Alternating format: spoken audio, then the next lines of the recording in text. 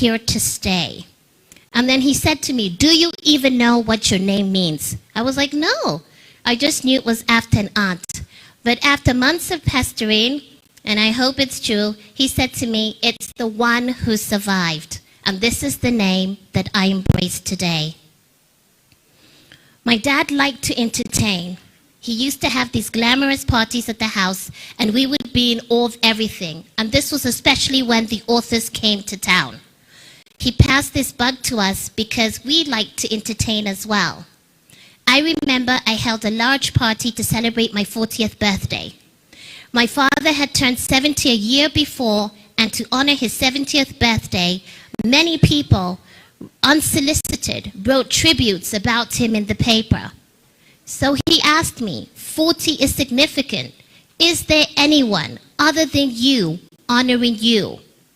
I felt a bit bad, and then I said, well, there are people flying in from South Africa just for my 40th. And then he said, yes, that's significant. So he taught me that we need to impact others beyond ourselves, and our influence will be revealed by the actions of others. He also taught me, by example, on how to show up for people. From chairing numerous fundraising committees, which I always had to give a sizable sum, to proofreading my master's dissertation, which ended up being distinctive, to always listening and even joining a platform like Instagram Live just to hear me speak. I admired his wonderful relationships with his mentors, deepening those relationships over time. His bosses and peers have become family friends. Some people in life discuss how they dislike their bosses, but my dad had mutually respectful relationships with people he considered at that time his seniors. This led him to be really good friends with people like Uncle Richard Kimoli, people like the Honorable Amos Wako. They all spoke on Wednesday. This included the Honorable late Moses Mudavadi, and the friendship with his son, who's here today, the Prime Cabinet Secretary, which still prevails. My dad had a funny way of giving wisdom. One day I came to him and said, Dad, I've been made chairperson of a global board. Then he said to me, remember, do not run your mouth when you're a chairperson. You must now be the one to listen, give advice, influence, and give direction. It helped me know how I should conduct myself. So whilst many of my peers went for trainings on how to be a director, how to lead, I simply booked a conversation with my father. Plenty of times, he was unfazed by whatever challenge I shared with him. He didn't claim to have all the answers, but he gave me the aptitude to have the right perspective of complex issues. I remember thinking, because I was in a different industry, I'm in the financial services industry, investment to be precise, no one would know the name Chakava, but somehow they always knew. Are you the bookman daughter?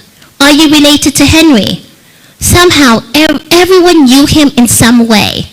Yet he never said to me, I will find you a job. He had us find our own way, and then when he saw we were excelling, he did a little bit to open doors further. I really admire my father, and I'm equally protective of him too. He was the one that told me to cultivate relationships with people that were older than me, and now have a healthy mix of friends in my life who are not in my decade. He's also the one that taught me to love traveling. He was always taking us somewhere new. I remember because of TV, we used to beg our father to take us to England. And he said, you cannot visit outside when you haven't exhausted the local options. I remember saying to him, but we've been everywhere. And he said, well, have you been to Turkana? And I said, no. Then imagine, that's where we went. We went to Turkana. Back then, it seemed like he was denying us something good, but upon reflection, he was making me and us more patriotic. 2 nights before he died, I was visiting with my father. He looked at me and he said, please do not look sad or worried. Let me sit up so that you can see that I am strong and well. So he sat up. And I said to him, "Are you sure you're right to do that?" He said, "Yes, I am." The night before he died, he said to me, "Today I do not feel well." I said to him, "Did you read your daily bread?" He said, "I cannot read it because my eyes are bad." I said, "Let me read this for you." So just an excerpt of what I read. "Jesus, I will wait for you. Though the world is dark and filled with pain, suffering, injustice, and uncertainty, I'll wait for you. Though I do not know the day or time, I'll wait for you." And I remember when I finished that verse, my dad closed his eyes and he nodded and he said, "That was wonderful." So my interpretation is that, so he waited for the Lord saw his heart and took him. His passing has left a vacuum that I find difficult to explain. I have so much gratitude, and I'm so happy to have been in its midst. I acknowledge that he had a special ability to relate with people from all ages, all classes, all nationalities with ease. So God has now called you to rest. We release you, and although our hearts are heavy, we know you are in a better place. All these life lessons, I will continue to cherish and reflect on them. Thank you for being my father and the best girl dad one could ever have. So yes, you died on International Women's Day, March 8th, which to me is an important legacy of raising strong-willed, independent-minded, and hard-working daughters to continue your work. And just as he once said in his honorary doctorate acceptance speech, "The harvest is plentiful, but the workers are few. I am Chakava, and I am at your service, Dad." Thank you.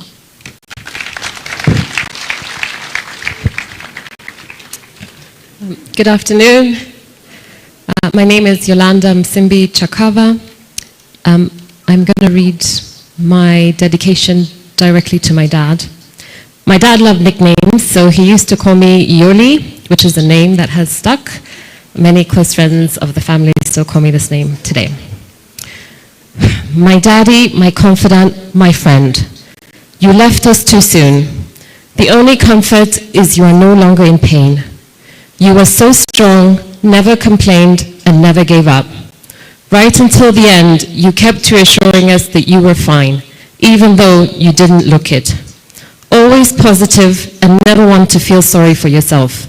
A true fighting spirit. When the news broke about your passing, ex-colleagues, friends, people who worked with you in the household, in the boardroom, in the publishing industry, from government, all over the years showed up to pay their respects. It is very rare for someone to influence all segments of society, transcend sectors and break through cultural, political barriers, purely because of their passion and hard work. You did this all with grace, humility, integrity, and kindness. You earned your respect, Daddy, and I will forever hold your values close to my heart. Your homecoming has been so special. Almost 40 cars and 2 buses were waiting for you at Kisumu Airport to escort you home. A hero to many on your last journey. People have traveled from all over the country, flown in from the region, Tanzania, Ethiopia, South Sudan, Malawi, just to name a few. Friends of ours have come from as far as the United States to pay their respects to you. You would have been so happy, Daddy. All your people have shown up for you. You've received an overwhelming number of tributes. So many people remember you for your kindness. You supported many from the family, the community, the company, either with their first job, through mentoring, fundraising, or just being someone, the pillar that we can all count on. Yesterday, it was an honor to see your project, the Joram Chakava Friends Church, named after your father. You were so committed to the church and actively fundraising. You didn't manage to finish, but as always, you gave us a strong foundation to build on. With all your friends here today, Daddy, we won't let you down.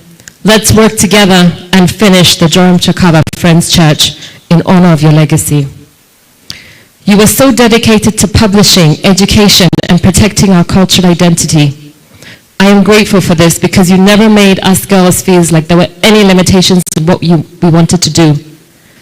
You educated us well, and when I said I wanted to study civil engineering, you did not batter an eyelid. You helped me research universities and gave me your full support. You believed in education, leveling the playing field and opening opportunities for us, and you were right. It was never about our grades in school or university. It was about how hard we worked. As long as we did our best and we worked hard, no shortcuts, you were proud of us. I am so thankful for you. You were so happy when I graduated with my PhD.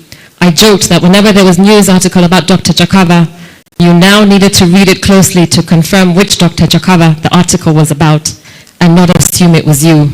And now also with my cousin Hillary, we're a quorum. You used to respond by telling me, Yoli, I am so famous, right? And this running joke made us laugh all the time. You passed your love of books on to me. Your library was your pride and joy. When I visited you last month in Vipingo, we spent most of our time doing it up. Your happy place. When I decided to write a children's book, Supalisu, only then did I realize how much of an influence you've had on my life. From a young age, you introduced us to what was then called the Vihiga Cultural Festival, which we religiously attended. You exposed us to the brilliance of African stories from a young age through interacting with renowned authors, Ngugi wa Thiong'o, Chinua Achebe, who made it to Vokoli, and Taban Loliong, who's actually here today, plus many more. You taught us not only to be proud of who we are, but to celebrate it. I'm happy I found my own way to celebrate African writing and culture. I'm happy I found my own way to continue honoring your legacy. You were always the first person I consulted on my books, and as I speak now, you're the only one who's read and given me comments on my 4th book. You were always asking me for spoilers, which I did not share, because I thought we would make it to the end of the series together, Daddy.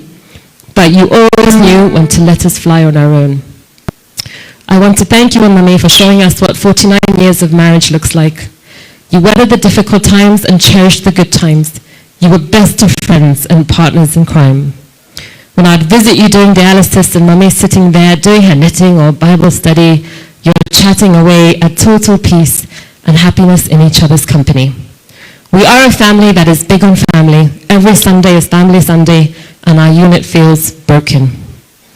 Words cannot express how much I will miss you, Daddy. Your positive attitude gives me strength.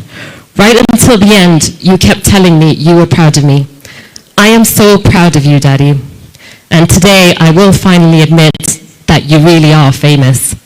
You can tell me I told you so when we meet again. You worked so hard your entire life. Now it's time for you to rest.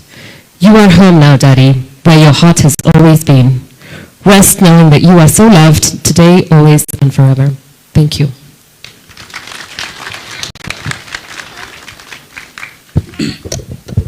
Thank you very much, girls.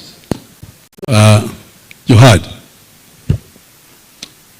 I'm not the only one dozing. I want us to sing something. Praise and worship team, please. Just give us 1, 2 very short tunes. We are sharing Mama Rose. Nina endelea, inazidi baba kutembea, mbiu ya siku, ewe Bwana unipa, haleluya, ewe Bwana wangu niinue, kwa imani nisimame, nipande milima yote baba, ewe Bwana unipande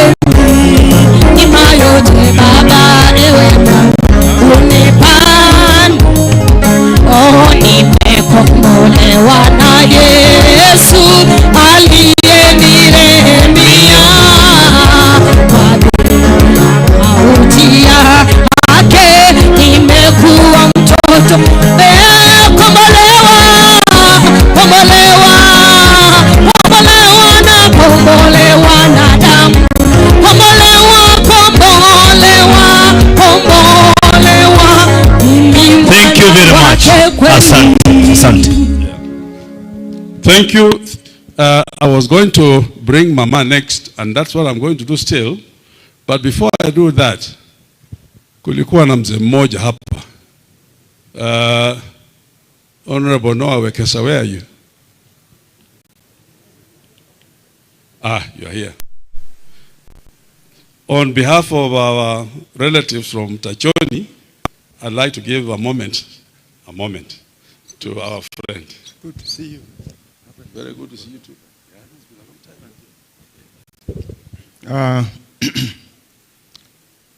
Roslyn and your children, and the people from Spala, people from Maragoli, the Prime Secretary and a friend of mine,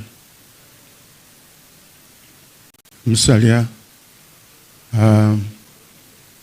Sotsi, our Senator, Member of Parliament, and my old friend, the Governor of Vihiga. We traveled so much together. I'm glad to see you. Nende avandu bose mwichire mlembe hand. I'm given 3 minutes only, and I'll keep to that. Anybody from Sipala, where Roslyn comes from? Oh, I can see you there. Just wave. If I said come here, it would be difficult to keep the 3 minutes. There are a lot of people there. Yeah. I've traveled with my son, Paul, just stand and people see you. That's Paul Wekesa. If you remember the tennis days. I want to make a few remarks. It's all about legacy. If any of us here are talking about legacy, here is the best example of what you can do for Kenya.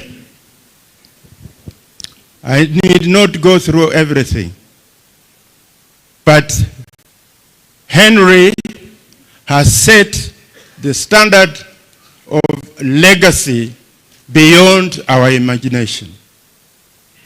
He's a national leader. I knew him long time ago when he was courting my cousin. And in the end, he came to be my neighbor in Kitale. I'll tell you something about that as I finish. There's one thing I must mention here because it's part of the legacy. When I was member of parliament for Kwanza, and he had just joined the new company, he told me he wants to come and do Harambee for me. But we went to Mount Elgon, and not did we just do the Harambee, but we started a new school. And he supplied all the books in that secondary school. When he was alive, I was hoping to take him to that school because the teachers were always saying, the parents, please bring Henry, who started this school. So I wanted to share with you what he did for me as a member of parliament. Finally,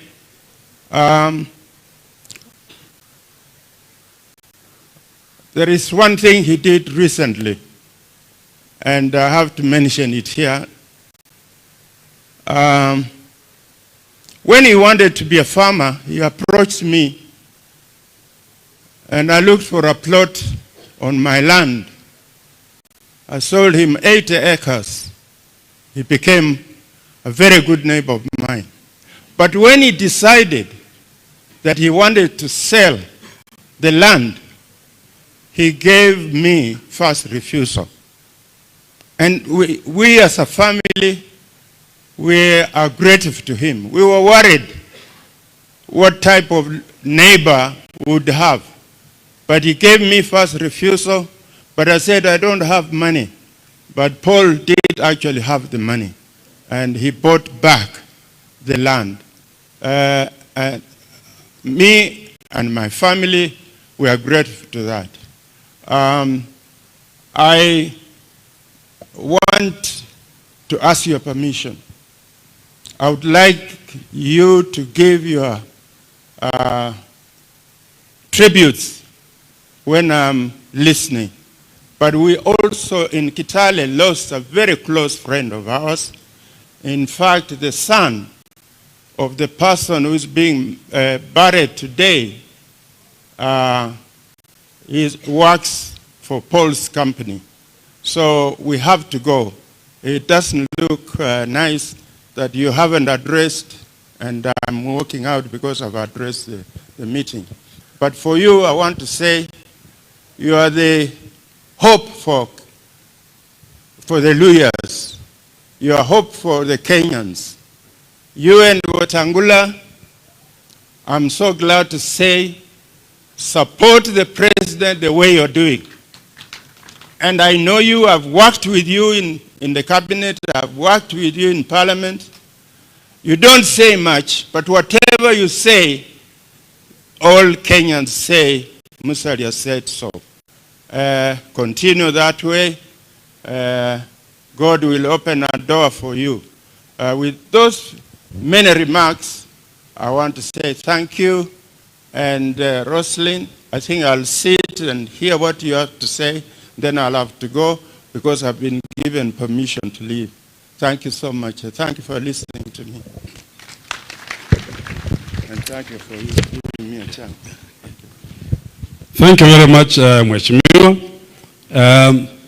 Again, just before I call Mama, I would like to acknowledge the presence here of pastors and members of Nairobi Baptist Church. Do I see you somewhere? Please just be upstanding. Nairobi Baptist, oh, you are right at the back there. We would like to appreciate you very much. They have done a lot of work for us when we were in Nairobi. It's also Mama's Church, and if there'll be an opportunity, we'll call upon you and then as we go along. Thank you very much. So I'd like now to take this opportunity to invite Mama Rosalind Chakava to come forward and make her address.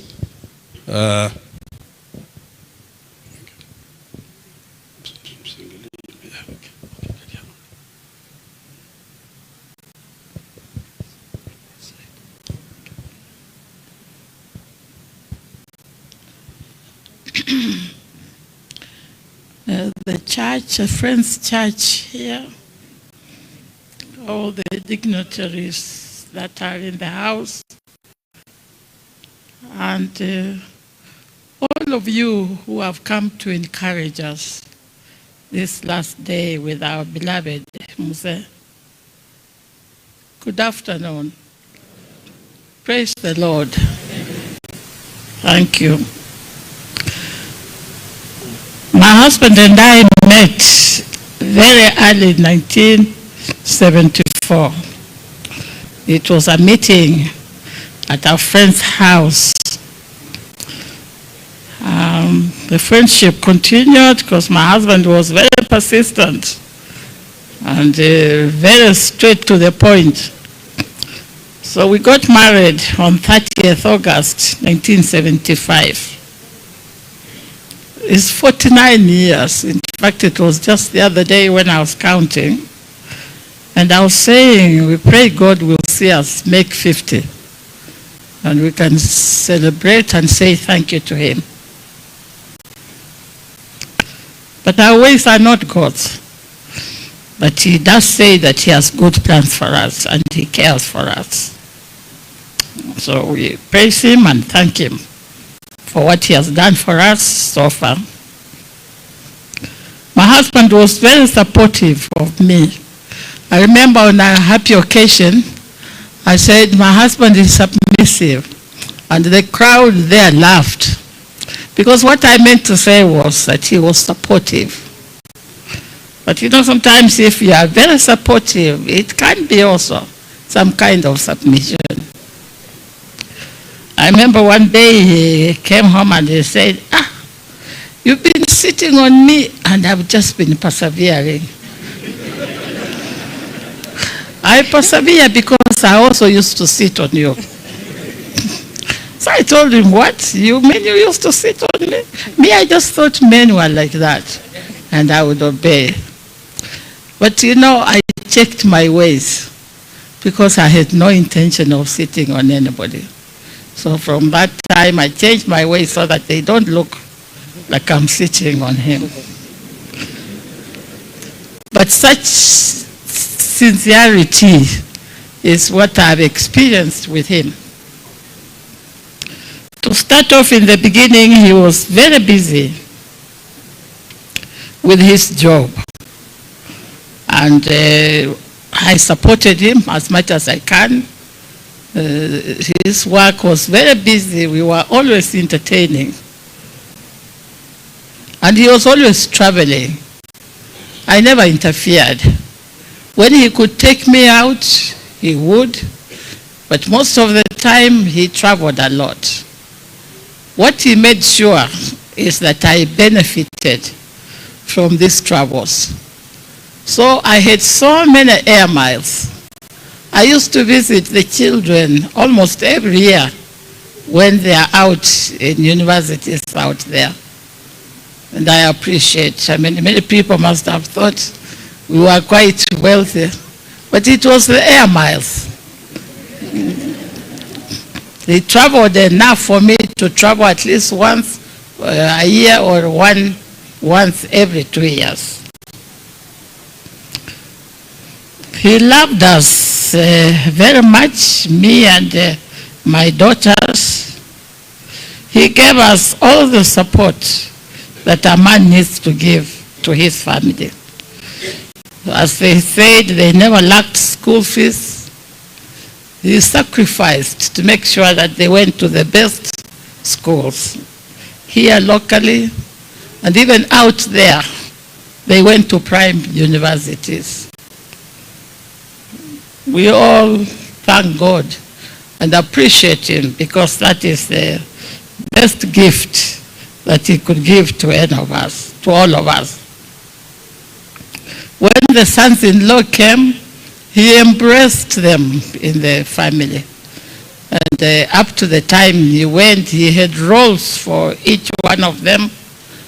So he no longer, because he has been sick like for almost 7 years. So the things that, the hard things that he needed to do, he would delegate to the sons-in-law to do it. That's as much as he impressed and put the family together. Although he was devoted in publishing most of his life, but he was still a devoted husband and father to us. I'm a nurse by profession, but I retired very early in life in 1987 to manage the farm that Mheshimiwa Noah has just talked about in Kitale. He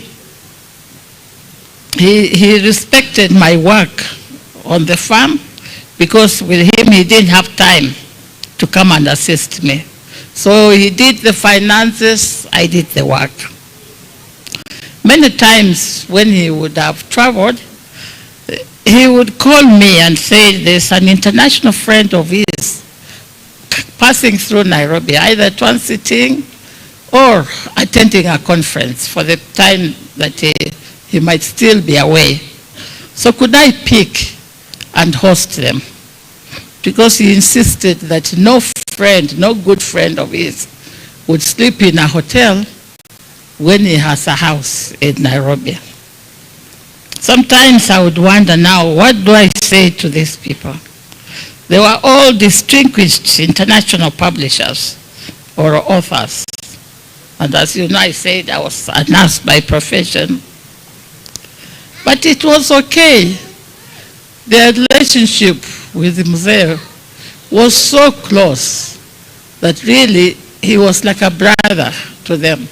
So they treated me like a sister-in-law. And they were all like brothers-in-law. I remember once, I don't know whether I should say this because Taban is in the church now. But Taban came and he was staying with me. And he had to stay a few days while Muse was away. So it came to Sunday, and I really wanted to go to church. So I said, please, would you like to come to church with me? He said, yes, of course I'd like to go to church. I was so relieved. And I know when we went to church, very many people came to greet him. But I was just so relieved. That is how they were all humble whenever they were in our house. During these 6 years of complete retirement and the illness, he's been particularly close to all of us. So much as if he was making up for the times that he was away because of work. But with us, we didn't think like that. It was just normal. He was unwell, and we needed just to be close to him, even look after him.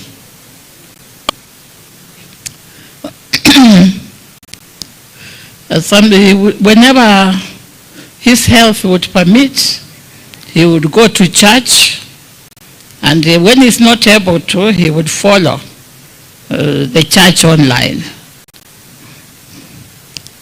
He devoted his time to the family and also polished his walk with Christ.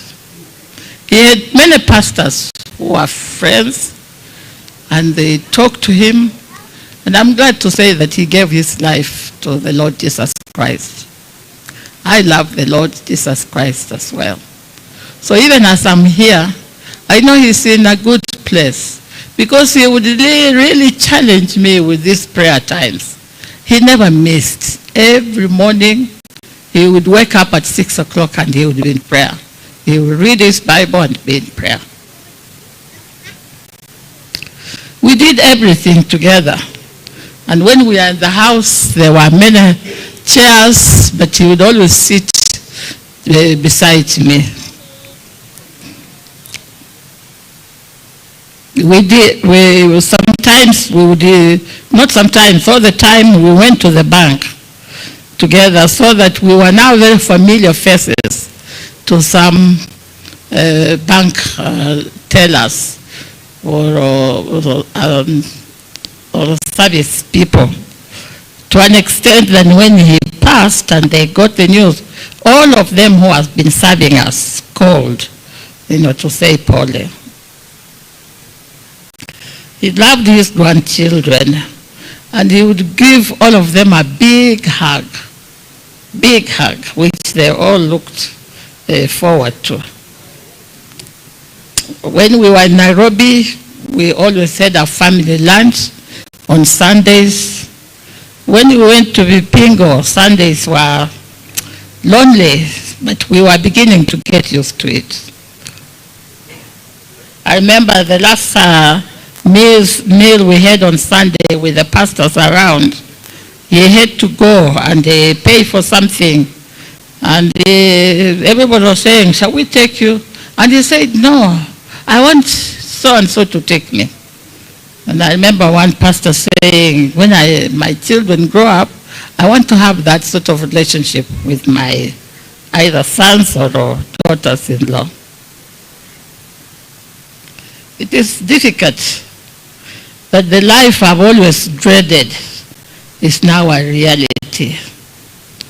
Despite his illness, he never relinquished his responsibilities and was always the head of the house, the provider, the pillar, the man with the wisdom for all of us. Inasmuch as he was close to us, we know that he was also a man of the people. And we appreciated and accepted that. As someone said, that he mixed with all levels of people. I remember one day we had a Maragoli worker, a gardener, and I was in the house and I saw them in the window.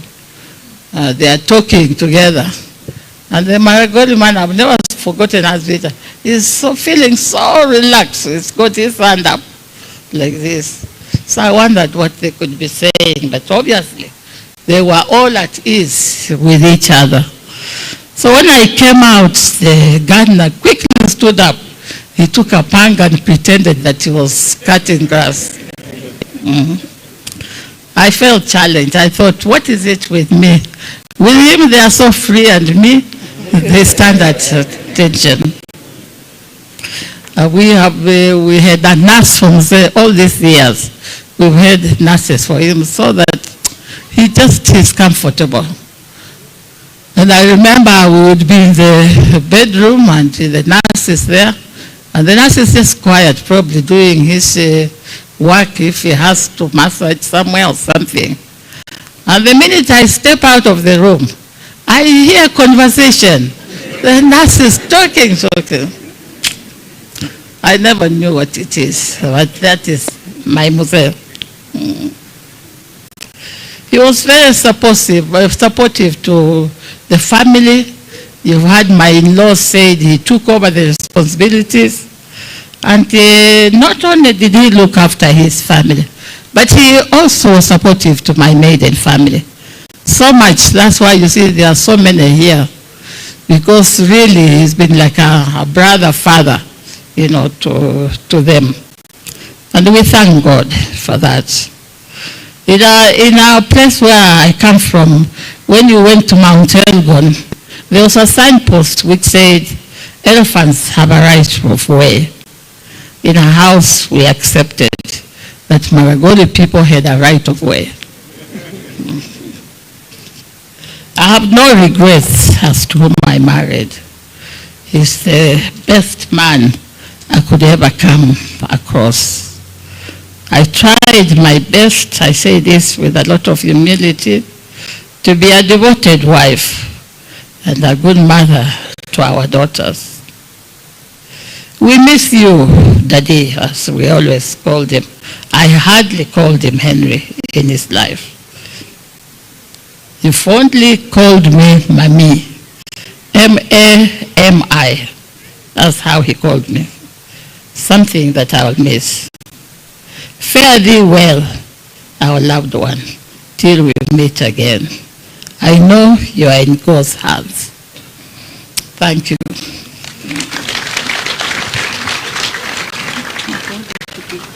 Do you want to recognize or can recognize your co-wife?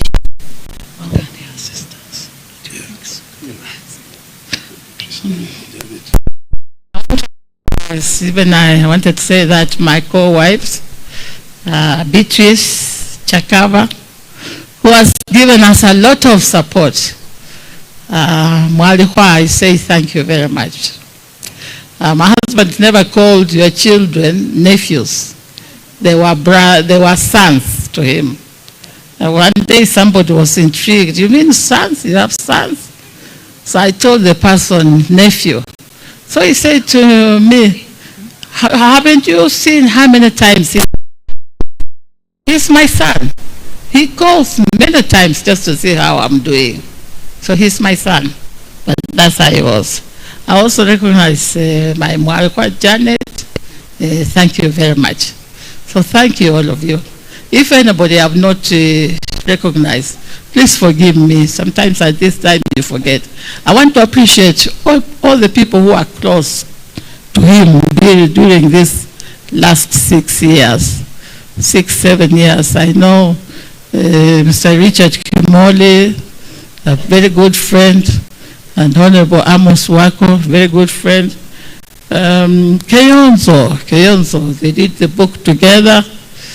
And the pastors who are personal friends, Reverend Kichinga, Pastor Msula, Reverend Makanda, and many people, just people who loved him. We say thank you. God bless you all.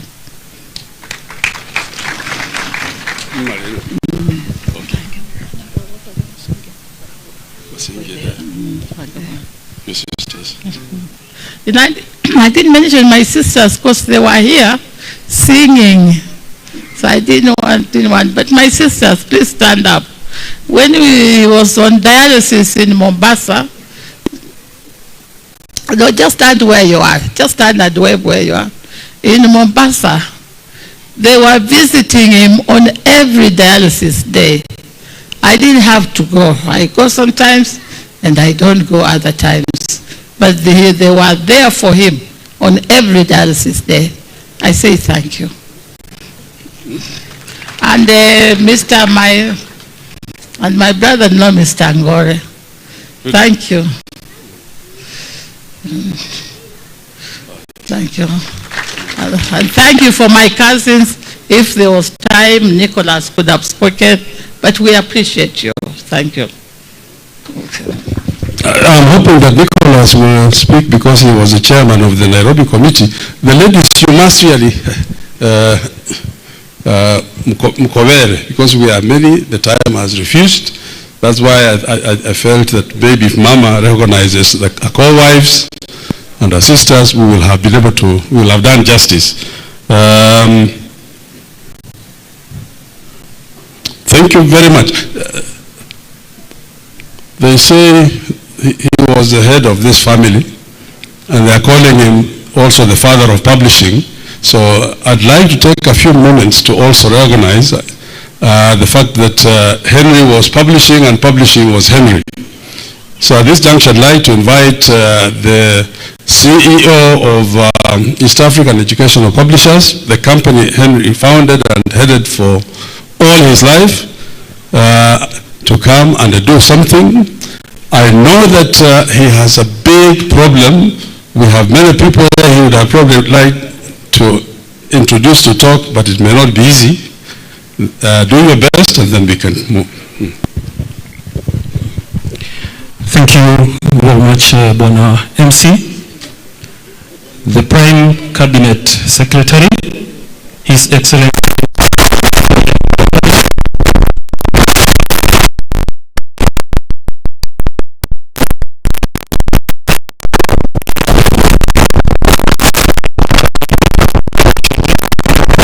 distinguished guests, ladies and gentlemen, allow me to also recognize in a very special way His Excellency the Governor of Vihiga, Honorable Wilbur Otichiro, the MP for Vihiga, Honorable Siloya, the Senator Vihiga, Honorable Otsotsi, the Woman Rep for Vihiga, the former MP for Vihiga, Honorable Agoi, and Attorney General Emeritus, Dr. Amos Wako, among very many others.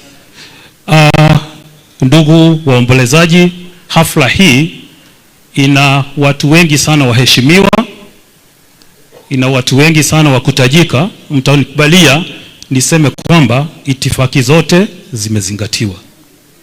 Pamoja na hayo, nituseme kwamba kampuni ambayo mwanzilishi Daktari Henry Chakava aliongoza kwa miaka 55 ina haki ya East African Educational Publishers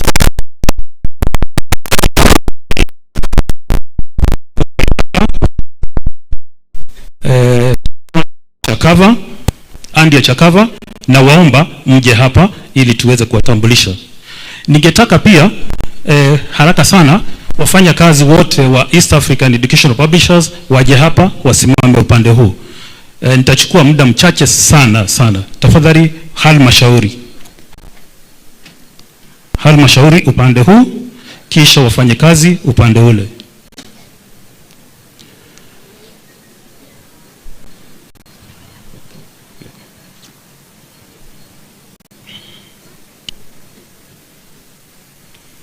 Fanya kazi mharakishe, nyinyi ni vijana barobaro.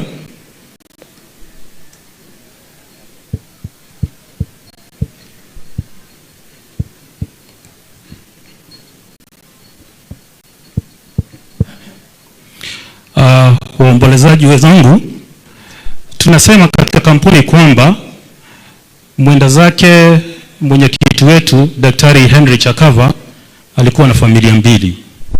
Kuna ile familia ya kwanza ya Mama Rosary Chakava, na pia kuna ile familia ya kampuni. Familia hiyo ya kampuni ndio inajitokeza hapa, na alikuwa anaiongoza hiyo familia ya kampuni kupitia kwa halmashauri ambayo iko mkono wangu wa kushoto.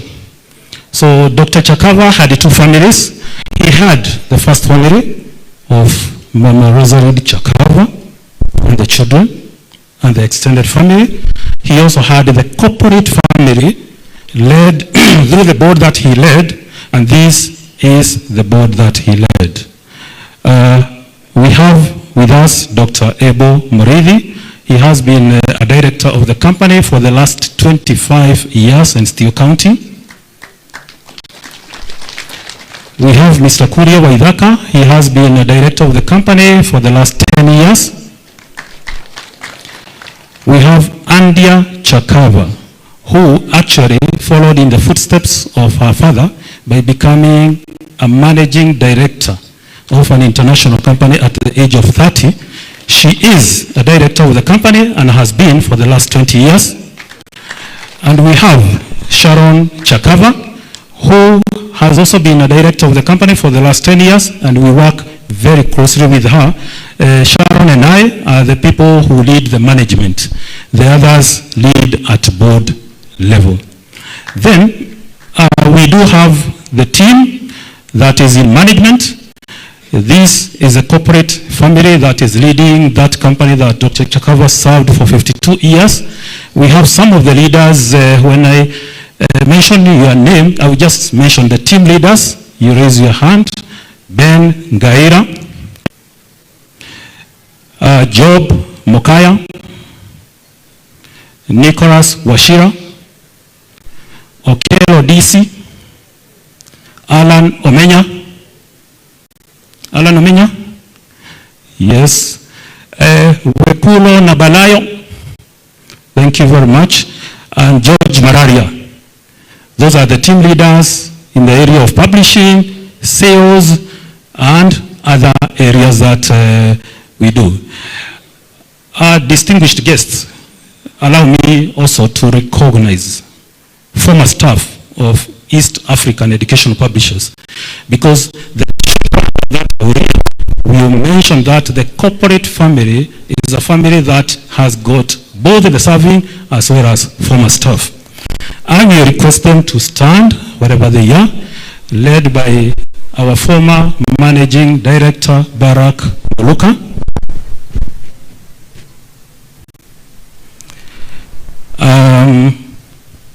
I had seen,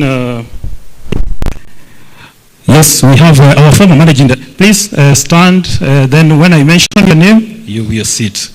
Let's start with our former managing director, Dr. Barack Muluka. Our former sales and marketing manager, he served for almost 30 years, Wycliffe Kavuchi. Former publishing director, Jimmy Makotsi. Jimmy Makotsi was seated behind me. I think he has just stepped out. Ruth Makotsi. Thank you very much. Lilian Dhahabu. Lilian. Daniel Abulitsa. Daniel Abulitsa served the chairman as a driver for 30 years. Albert Abulitsa. Thank you very much, Albert. Elizabeth Opati. Elizabeth. Jane Okonji. Jane Okonji also served the chairman for many years. There she is. She's also a member of the family. Ronald Chakava. Ronald. And he's been very resourceful in the organizing committee. Hilary Chakava, Dr. Hilary. He served in the company, was performing very well, but he decided to pursue the academic life. He is now a PhD. Luisa Kadzo. Thank you, Luisa. John Okongo. John Okongo. Solomon Munavu. Samuel Kamau. Yes, he served as a finance manager. Josephine Muli. Josephine Muli arrived yesterday. Where is Josephine? Yes, she was our receptionist for many years. Jeremy Nganga. Jeremy Nganga. Kavuchi told me you arrived yesterday. At the very back, yes. The crowd is quite big.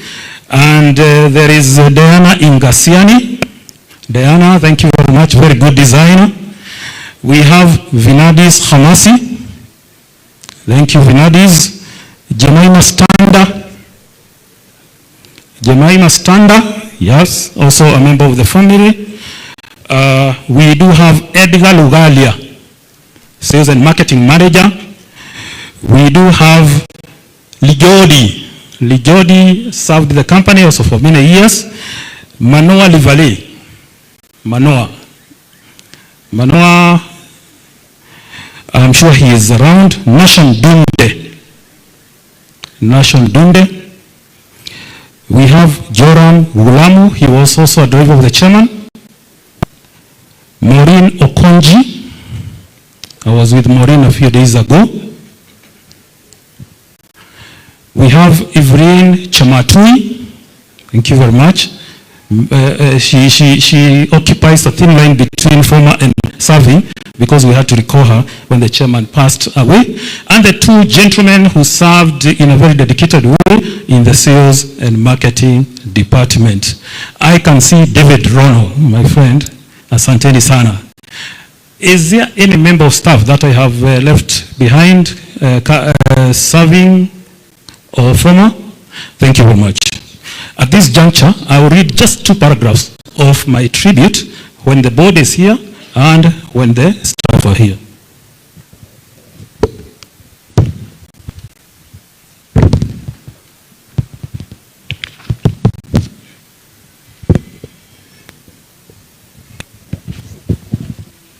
My tribute is on page 27 and 2 paragraphs on page 28. Chairman, because of your desire to train, mentor, and coach your staff, because of your desire to produce a holistic staff complement, you did not merely build a company, you built a family, the EAEP family. This is the EAEP family, as well as the ladies and gentlemen that I called. A family of current and former members of staff, a family that incorporated others and other business partners. Shortly after this, I will recognize the others. A solid family that went beyond borders. In Tanzania, we do have a company in Tanzania, so the family has extended to Tanzania, in Uganda, in Rwanda, in Malawi, in South Sudan, and in South Africa. It is a family that is also thriving in the UK, courtesy of African Books Collective, which is a company that the late Dr. Chakava founded 33 years ago in 1990, and it is still thriving, and they have sent their condolences. Chairman, even when you started to have health challenges, your intellect remained sharp, and you were always in full control of your faculties. Chairman, you were a keen listener and always took notes as we discussed various matters. You were so meticulous wherever you traveled out of the country on a business trip. You would have lots and lots of documents accompanied by your detailed handwritten notes. You would use all these documents and notes to brief us about your trip. You would brief every head of department. You would have a task for that head of department, and by the end of the day, all of us would have tasks that we should execute. It was a fatherly style of leadership. Chairman, we assure you that the journey you started and which you traveled, even in your twilight days, will continue. Your legacy shall live on. Chairman, you are without doubt Africa's publishing guru. You have now departed, whence comes another. That is Chairman Dr. Henry Chakava, and I mentioned that his corporate family also incorporated others, those people who wrote books from Kenya, other parts of Africa, and other parts of the world. We have some of them with us here today, and I will request them to stand wherever they are, starting with Professor Taban Lolion, who traveled all the way from Juba to come and give Chairman his last respects. We also have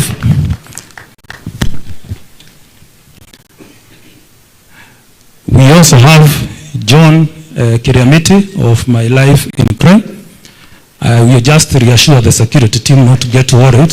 He no longer carries a gun. He is now a reformed person, and he spends much of his time doing mentoring. There are those who occupy the space of others as well as former staff. So I will still ask them to stand. We have Urban Airo. We have Ambassador Boaz Mbaya. We have Florence Mbaya. We have Mr. Bernard Chahilu. I think we had spotted him somewhere. We have Barack Muluka. Jimmy Makotsi, also a welcome. Ruth Makotsi. Jane Obuchi. She took the mantle, she writes in Ekebusi. So she has progressed the work that both the chairman and Professor Ngoge do in terms of promoting indigenous languages. Is there any other that is here and I have not recognized him or her? Thank you very much. Thank you very much.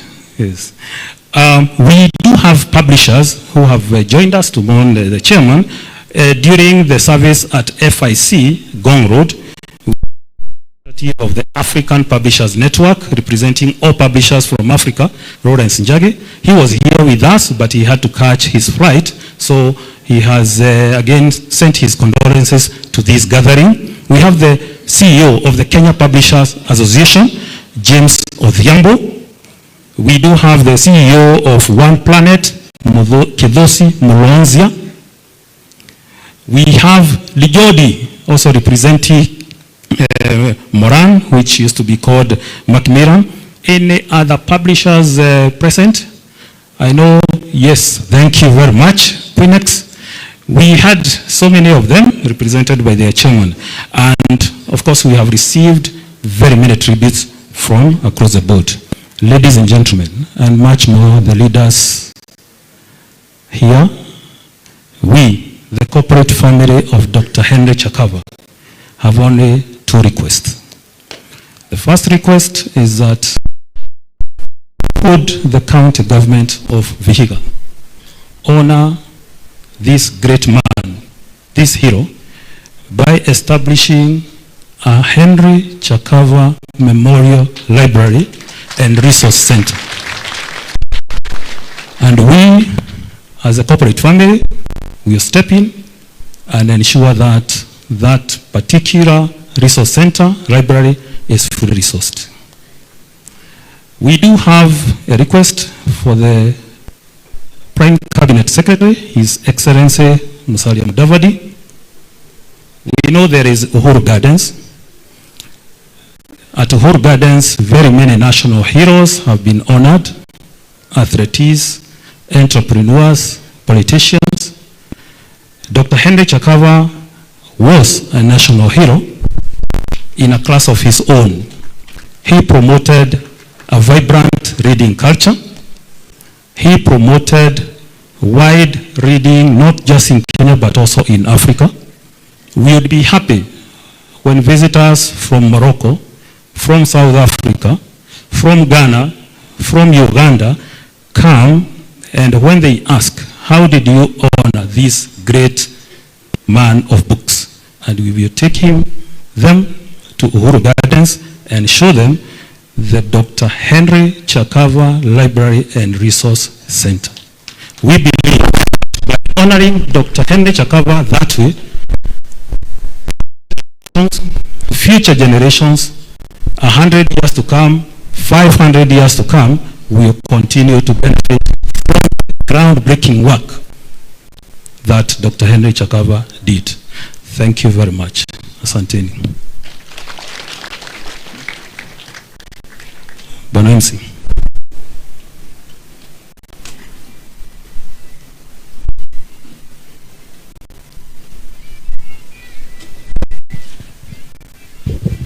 Thank you very much. I think it's popularly called KK. Eh?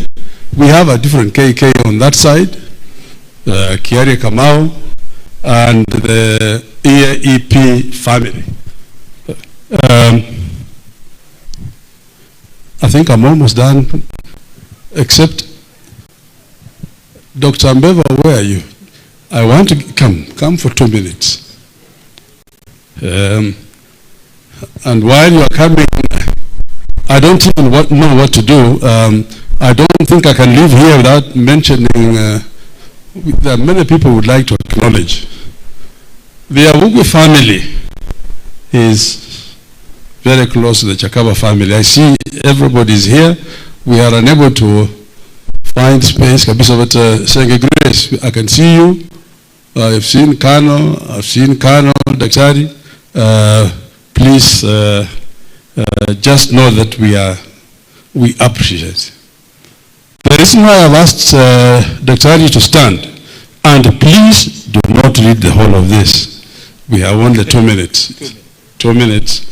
You have heard a lot said about Henry's involvement in the Vihiga Cultural Society as founder member, founder chairman for many years.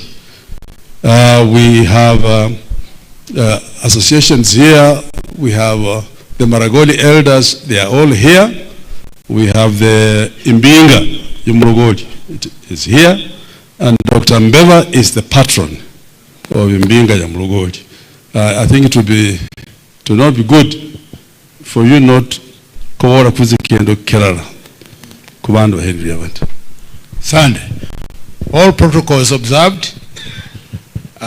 As you heard, I'm the patron of Imbinga Yamrogori.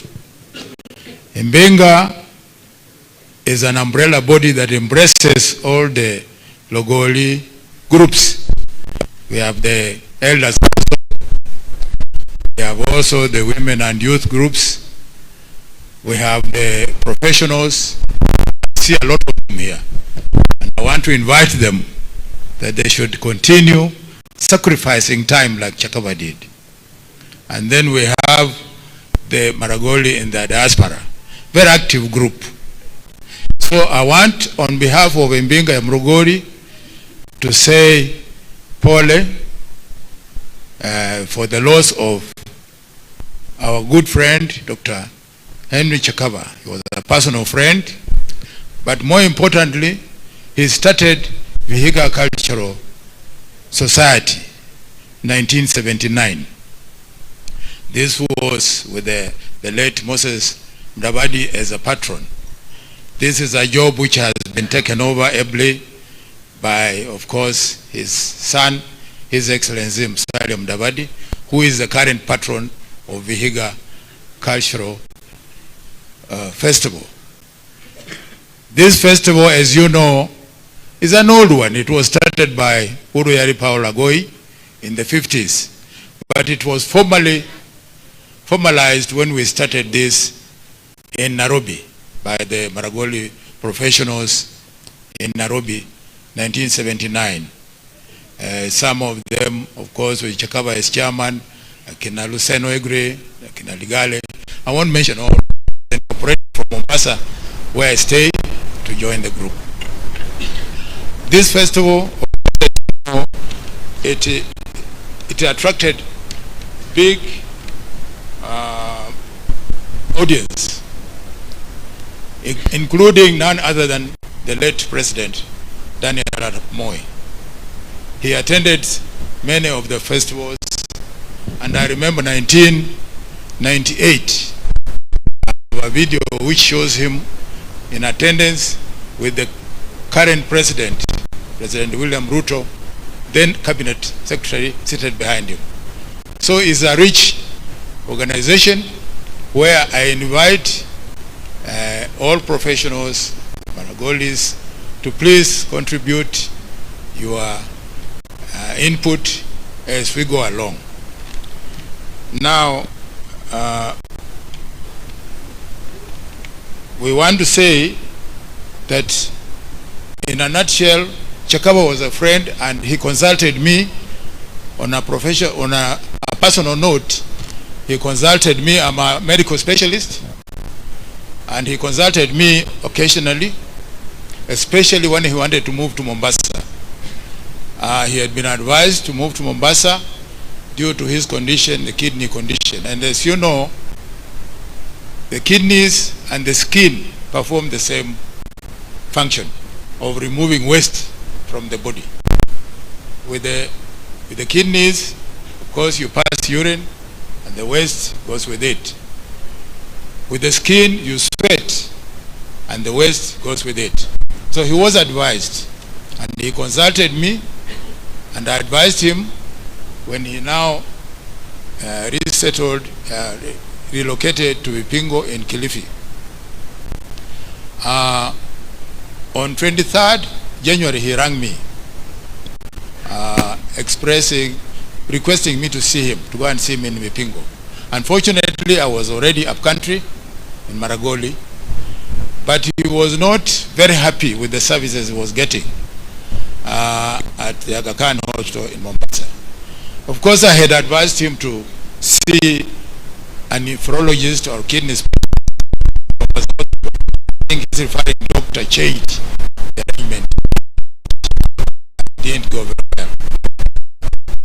Now, so I want to say that we've lost him. We are mourning together. We are here, of course, to also celebrate the loss of a great leader. We will never know what lies in life, in stock, in any year, any month, or any day. No one and nothing defies time. We are born, we live, and we die. Death is a separator that drops a curtain of silence between loved ones and friends.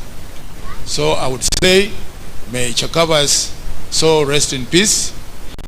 May his memory be a blessing to all of us, and may the family have strength during this difficult time. Mbarikiwe. Thank you. Thank you, Daktari. The only problem is you asked him to go to Mombasa and then you relocated here and left him in Mombasa. Sasa Daktari. Sana. That was Imbinga ya Mrogoli. So asante. Allow me to recognize a number of few people. MC ambao wamekuja leo, karibuni sana. Naona Honorable Swadi ambaye hata tumelala naye kwa hili boma, karibu sana Mheshimiwa Swadi. Naona kiongozi wa kina mama Honorable karibu sana kwa matanga ya Daktari Chakava.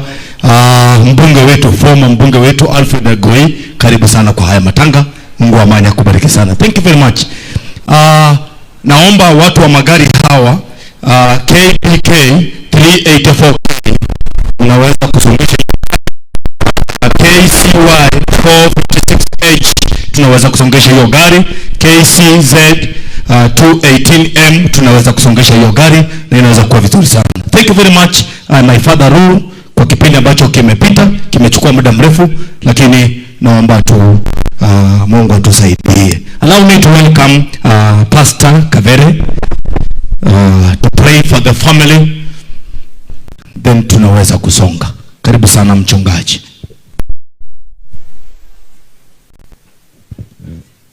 Waliokalia madhabahu haya, wachungaji wenzangu, jamii, waombolezaji wote, nichukue nafasi hii ni wasalimu katika jina la Yesu. Hamjambo. Hamjambo tena. Bwana Yesu asifiwe. Kabla tuombe, ningependa kusoma mstari huu. Haswa inaenda kwa jamii. Usiogope, kwa maana mimi ni pamoja nawe. Usifadhaike, kwa maana mimi ni Mungu wako.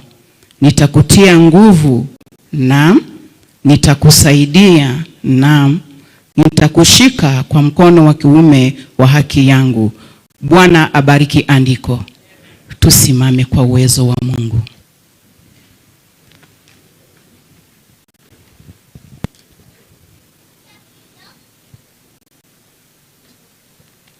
Tuamini kwa maombi. Baba, katika jina la Yesu El Shaddai, tulisifu, tulienzi, tulihimidi jina lako mahala hapa. Wewe ni mtakatifu. Asante Jehova, asante Mazihi kwa umbali ambao umetuleta. Asante Bwana kwa yote ambayo ulitenda, maana unasema ya kwamba kazi yako haiondolewi makosa. Wewe ulimpenda mwenzetu kachukua nafsi yake. Najua kwamba unasema katika neno ya kwamba wewe umuumba mwanadamu, na ulipomuumba mwanadamu ulimpa miaka za kuishi katika ulimwengu huu. Ninapofika wakati, anapofika mpaka, uichukua nafsi yake. Baba, ulimpa miaka za ndugu ambaye ameishi duniani humu, ndugu mwenzetu Henry. Na Baba, ilipofika mwisho, ulichukua nafsi yake na hii mikononi mwako.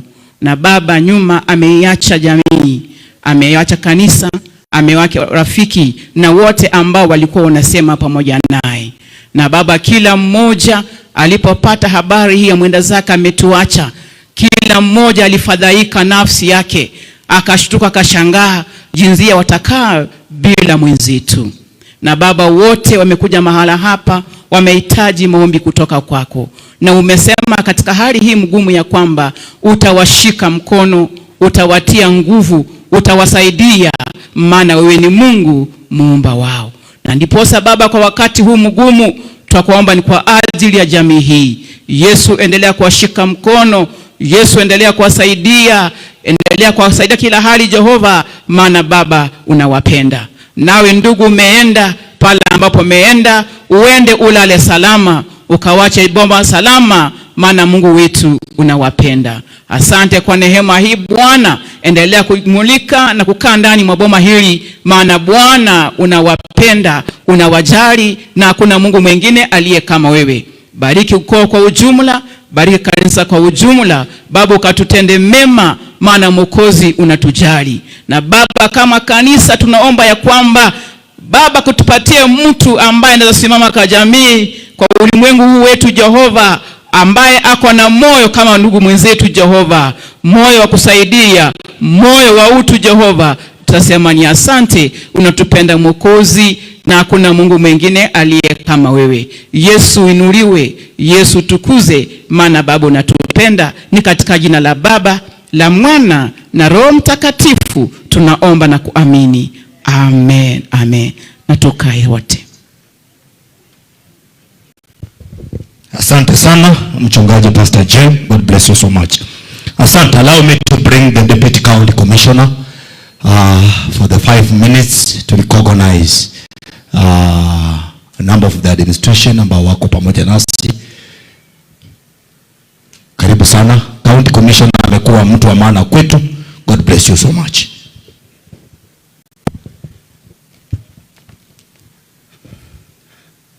Basi Mama Rosalind ambaye ni mjane wa marehemu, pamoja na watoto na familia ambao wako hapa, na the entire family and extended family and friends, our chief cabinet secretary who is also the cabinet secretary for diaspora affairs, our governor who is here with us, and your deputy who is also mourning with us, our member of parliament for Sabatia, our women rep, our majority leader who is also here with us, our Attorney General Emeritus, and also the former MP for Kwanza who is also here with us, the entire staff from county government of Vihiga, is the CEO, East African Educational Publishers, and your team, the clergy, and the host principal, whom sometimes we forget in such functions and is very friendly. Waombolezaji wote mrembe, Bwana asifiwe. Kwa majina naitwa Josiah Odongo, Deputy County Commissioner, Sabatia Sub-County hapa Vihiga County. La kwanza langu muniruhusu nilete rambirambi za our regional coordinator ambaye angependa kuwa nasi hapa, haja kwa sababu ya shughuli zingine hangeweza kufika. Pili, pia county commissioner wetu angekuwa na sisi hapa, lakini yako shughuli nyingine. Kwa hivyo pamoja na rambirambi zangu ambaye ningependa kupeana kwa niaba ya the Ngao fraternity, the chiefs, assistant chiefs, and all the security team who are here with us. Ningependa kukaribisha waombolezaji wote, wabunge wetu, samahani, tuko wengi, wale ambao wametoka sehemu mbalimbali ya nchi yetu ya Kenya, na pia tuko na MCS wetu wengi. Samahani, leo hatungeweza kutaja wote, lakini nataka kushukuru kwa wale wote ambao wamepata nafasi ya kufika hapa. Nitakuwa kwa machache sana. I want to welcome you to the most peaceful village, the most peaceful sub-location, the most peaceful location, and indeed the most peaceful Vihiga, county of Vihiga, led by Mheshimiwa Governor. We have made security arrangements for your peaceful stay here. We've worked very closely with the family. Tumekuwa kwa vikao mingi, na leo maombolezi ya leo ni ya kipekee. Kwa hivyo tunaomba msamaha kwa sababu mzee Lulu vile anaendesha program.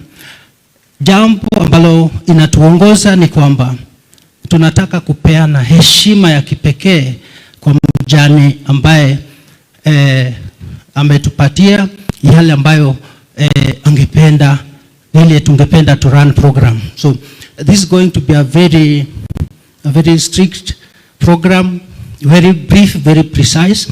So we request that all of you bear with us. In case I said we have made security arrangements for your well stay here, but because we are a large number of people, just in case you experience any security challenge, please, I'll give my number so that you can call me.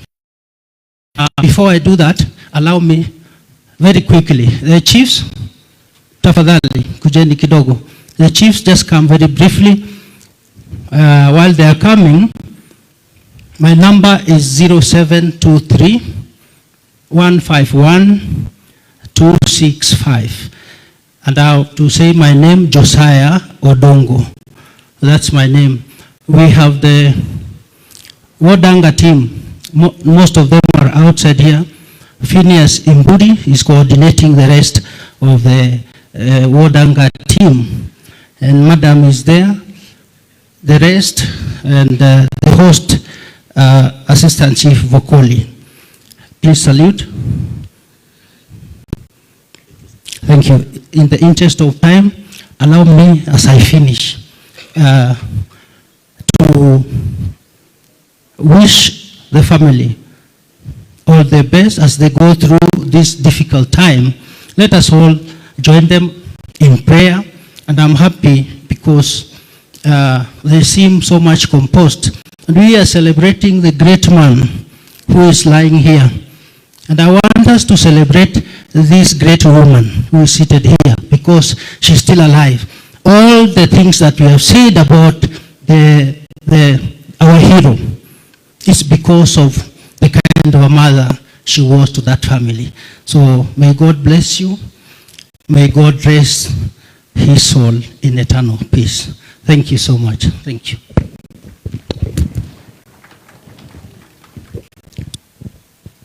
Thank you so much, our Deputy County Commissioner. May God bless you so much. Allow me to welcome our MC of this area. I'm giving you 30 minutes. Mheshimiwa Ziaya, karibu sana. Karibu sana.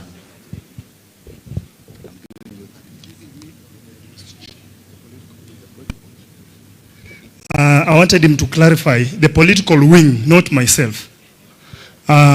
familia ya Daktari Henry Chakava, mama na watoto na familia yote kwa jumla, His Excellency Mheshimiwa Musalia Mudavadi, and a personal friend to Daktari, Governor wetu wa county hii ya Vihiga, area MP wetu, Senator, Woman Representative, former MP wetu, rafiki Amos wako, na all dignitaries present. I want to salute you. Bwana Yesu asifiwe. Mkono inaweza tokea chini. Bwana Yesu asifiwe. Praise the Lord. Before I recognize my colleagues, I want to say one word about Henry. I was elected as an MCA in the year 2013 at a very young age. And then I got a notification that when you are an MCA, you are an ex-official member to school boards. So my first board meeting, I came to Moigas Vokoli here. And Henry was also a board member. After the board meeting, we were to go for lunch. And you know, when I was growing up, I was taught, when you want to eat, you leave elders to wash hands first, before you can wash your hands. But I was shocked when I was turning back so that all those people who were in the board meeting, because I was the youngest, I can wash my hands last. Daktari told me, no, sasa unajua wewe, you have been elevated to be an elder. Can you wash your hands? From that day, he became a personal friend. And then we have been coordinating with a lot of things. The last time we were together with Mama and himself, he was coordinating a fundraising for Joram Chakava Friends Church. A church he was constructing after willingly donating land. We have so many people who are yearning to grab land, but Dr. Chakava willingly donated land. A big heart, a heart that was grateful to God. And I want to, because when they were saying about the church, most of us were not here. The church, maybe you can project the picture of the building. He had done some work that was to its remaining roofing and completion. And I would wish all of us who are here, if we mean that Chakava has left a, we can join hands to complete that church in honor of Dr. Henry Chakava. So that is the building, and it is sitting in the land that he donated himself.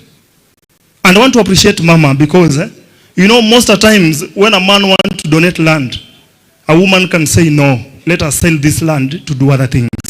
But Mama did not object. He allowed Dr. Chakava to donate that land. Mama, thank you for being a good wife to Daktari and for allowing him to give service to the society. Lastly, I want to appreciate everybody who has come wide to come and celebrate Dr. Chakava because he is a true hero in his own making. A lot of politicians think, wanasiasa wengi huwa tunafikiria tukilima barabara, tukijenga daraja, we are leaving a legacy. But Dr. Chakava has touched so many lives, and that is a living legacy to all humankind.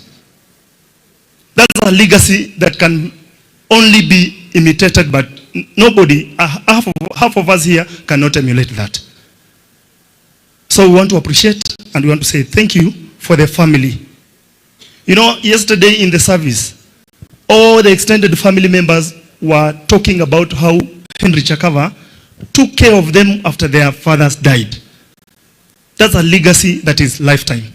So we want to appreciate Honorable Dr. Chakava for the good work he has done to this community. I have my colleagues here. You will bear with me because you are a big number and I would wish to recognize you. Those members who are serving as councillors and the MCS, those who were serving before, the former councillors and MCS, be upstanding. Former councillors and MCS, be upstanding. There is none. The serving, yeah? Okay. Yeah, Mama Beatrice is a former councillor. I took over from her, and we are good friends. I saw Honorable Chogo, but I think he's left. Those serving members of County Assembly from Vihiga, can you be upstanding? Members of County Assembly from Vihiga, that is Honorable Vena Kaisha, Honorable Fela Jega, Honorable Rita Atieno, and Honorable Gertrude Lumire. We have honorable members, MCAs from Kakamega County, and I would wish Honorable Ndakwa you come and because I might recognize somebody wrongly. So those members from Kakamega, can you be upstanding? And Nandi, if they are there. Honorable members. Honorable Ndakwa, my counterpart, you will do that recognition for me. We have Honorable Commissioner Kosi, MCA representing Shinoi. We have Mheshimiwa Doris Matere, David Leader of Minority. We have Mama Uzela, ANC. We have Mheshimiwa Niva Olichiri, MCA nominated ANC. He's also our Secretary General of Kakamega ANC Party. We have Trufena Sembo, nominated ANC. Mine is to say Pole. When Nikiari was here trying to say publishers to stand up, I was almost like standing up, but I thought my time will come maybe to stand, because I didn't know when to stand in politicians or maybe as a publisher. When you say a legacy, I'm part of the legacy the old man left. I'm a publisher by profession, as a student of information science. Daktari Shakava is the one who advised me to take an option of publishing. So I'm also here as a publisher, but a young one. Mheshimiwa Barak Muluka is here. Makozi is there. Edika Lukaria, Joti are there, who know very well my history with the Daktari. So for me, is to wish the family strength at this time of mourning and saying, as you mourn, we are with you. But also where I stand in the shoes of politics, I'll have one statement. Mine is to the Luya nation. This one should be taken seriously. Leadership is nurtured. Leadership is protected. And leadership is nurtured, respected, and protected. When we have our own who is leading us, let us give him the humble time that can lead us to success. Right now, when you see how the government is, the wind is blowing. Right now, Our Excellency Musalia Mudavadi is shuttling around for Raila Odinga to attain the seat in the AU. That is to mean there's no enmity in politics. What I mean is, you as Mrempe nation, the wars are coming in the government. Wanataka kukaa na His Excellency Samuel Ruto wafanye kazi. Na sisi Waluya tuko kwa serikali sahi, na pato tunalumbana, na pato tunayumba. We are not recognizing our own who are in the government. We are waiting when Raila will come and sit with Ruto on the table. Sisi tuanze kustruggle kwa hiyo serikali. What I mean is, let us tushikane mkono. Our destiny is within our hands. Our bond and our association, the strength starts with us who are supporting those who are ahead. Musalia Mudavadi might not be the best, but it's the one we have in government, and it will take us so much time again to nurture somebody like Musalia Mudavadi to lead the Luya nation. Thank you very much, and God bless you. Thank you, Leader of Kakamega. You know me, I graduated, I'm now the Leader of Majority in Vihiga County. So, I left with minorities. We have our friends in this county, which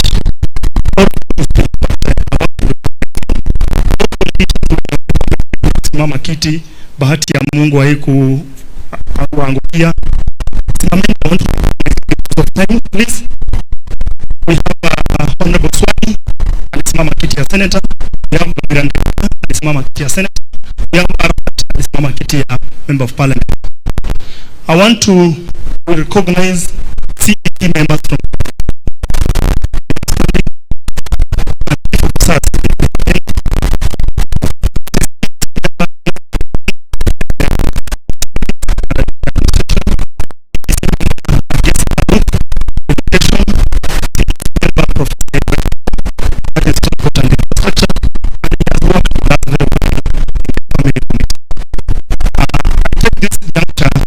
welcome.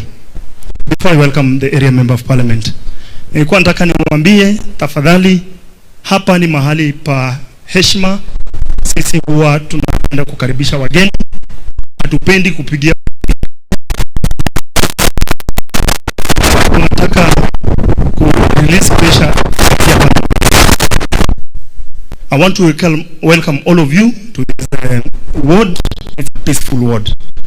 I want to appreciate one day I bumped into you at the airport and you bought me tea. It means you had emulated Dr. Chakava. So I would wish us to be peaceful, because we are sending off not a politician, but a person who assisted writers to get freedom of writing whatever they wish to write. So at this juncture, I want to welcome the area member of parliament, Mheshimiwa Sloya. My name is Atia Vincent, the area MCA.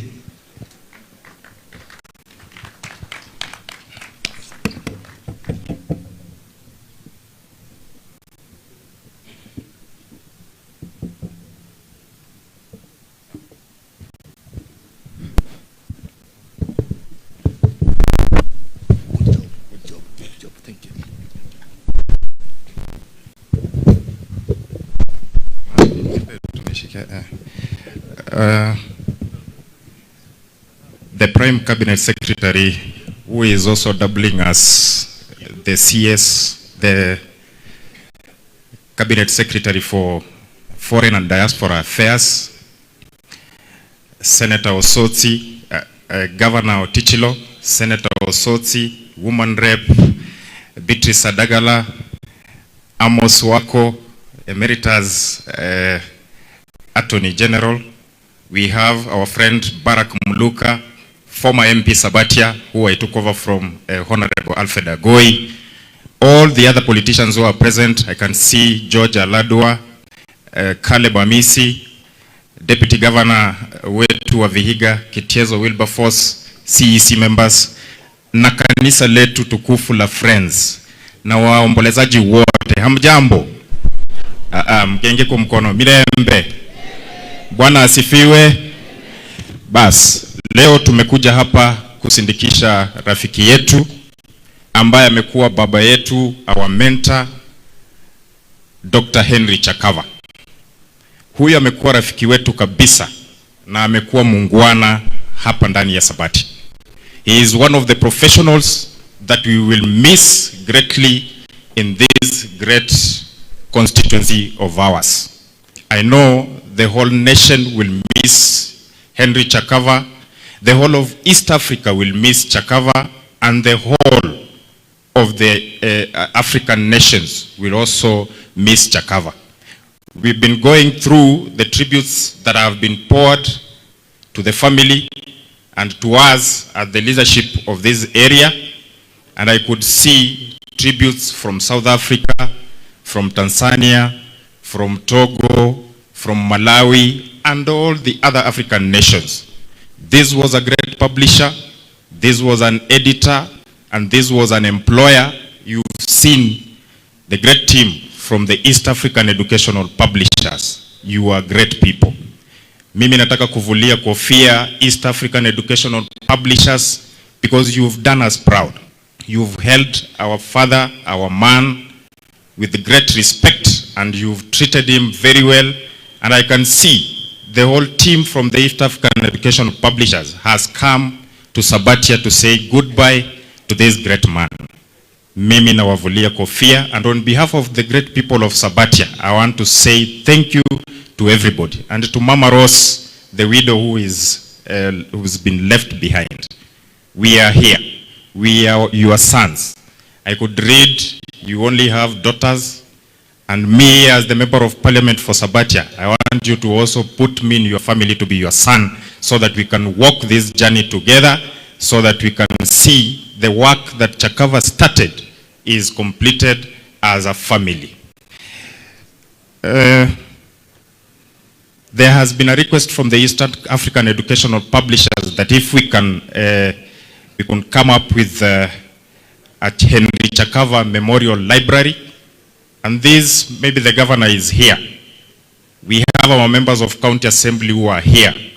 We have our members of parliament who are here.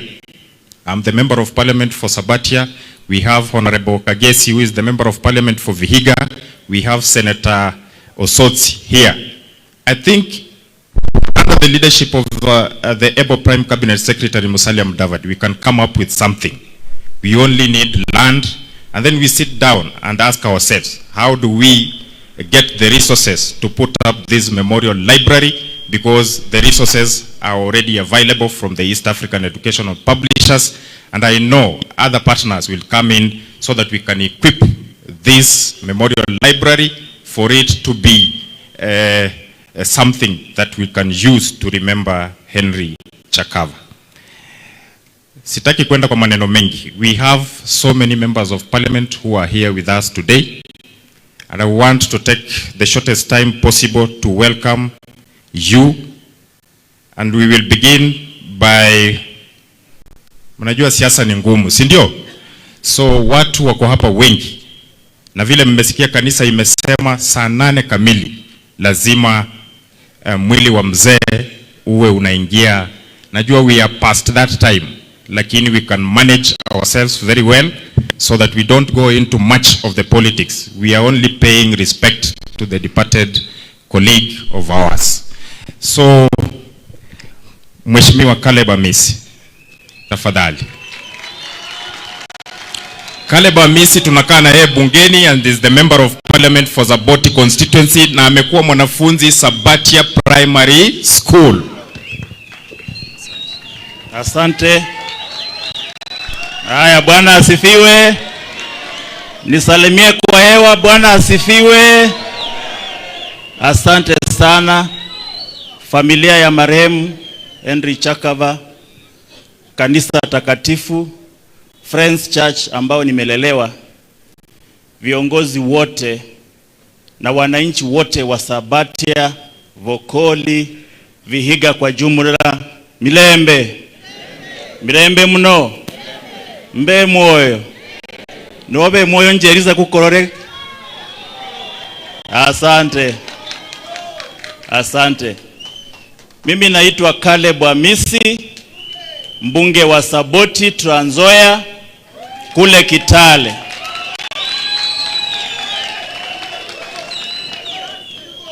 Na nimekuja hapa, mimi sio mgeni. My umbilical cord was buried in this village. Kutoanzia hapa, ukiteremuka hapa, nitakuchukua dakika 2 umefika mahali nizaliwa.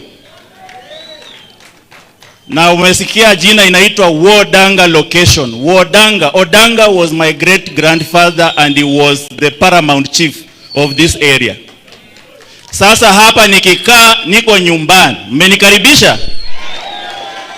Na nimelelewa hapa, nimesomea Sabatia, and I was the best boy in Western region. I went to Starehe Boys na relocate to Kitale. Na nikikuwa hapa nimekuja kama a neighbor of Henry Chakava. Number 2, nimekuja kama the MP for Henry Chakava from Kitale. Na pia I've come here because we are burying an elder of Mulembe nation. We are burying a hero, an enigma, a prolific, meticulous literature publisher, a bastion of democracy in this republic. Kama umesikia kizungu sema amen. Ndio maana niko hapa. Na watu wa Saboti, watu wa Kitale, watu wa Trans Nzoia wamenituma na sala zao za rambirambi. Wamesema ukifika Vokoli, give our condolence on the behalf of our hero, behalf of the people of Saboti. Na Henry Chakava niko na historia na yeye. Wakati nilitaka kupigania kiti cha Saboti, mimi nimezaliwa hapa na nikaenda kule Kitale. The people who live in Kitale will tell you it is not easy for a Maragoli to be a member of parliament in Trans Nzoia. Nilikaa na Henry Chakava nikamwambia I want to be an MP. Na akaniambia Caleb, you are wasting your time. Hapa hata watu wamejaribu hawajaweza. Na nikamwambia katika Biblia tuko na watu ambao walienda kukomboa wana wa Israeli. Musa alituma wale wanaitwa wapelelezi, the spies of the Israel, the 20 tribes. Na mmoja wao alikuwa anaitwa Caleb from the tribe of Judah, ambapo Christ was also from the tribe of Judah. Na ule Caleb alienda na mapelelezi 12, wote waliogopa. Lakini Caleb ndiye alikuwa jasiri. Akawaambia hata kama wako na miraba minne, hata kama ni wazito, tutawashinda. Na kule Canaan tuko na maziwa, tuko na asali, tuko na vitu tamutamu. Caleb ndiye alikuwa jasiri katika Biblia. Ule Caleb wa Biblia ndo huyu anaongea sasa hivi. Na wakati Henry Chakava alinisikiza, nikamwambia sasa mzee, wewe nipe tu mkono yako na uniongezee support, nitachukua hiyo kiti. Akaniambia sitakupea pesa hata kidogo. Wewe enda, chukua loan, ukimaliza election nitalipa hiyo loan. I'll know you are serious. Wakati nilishinda, I came back to mzee Chakava. Nikamwambia sumeona, sasa loan lipa, niko na madeni mingi. Akaniambia sitalipa, I wanted you to be man enough. And that's why I became the Lion of Saboti. Na saa hii ukikaa hapa, wale wako hapa mko na mashemeji, mko na mandugu kule Kitale.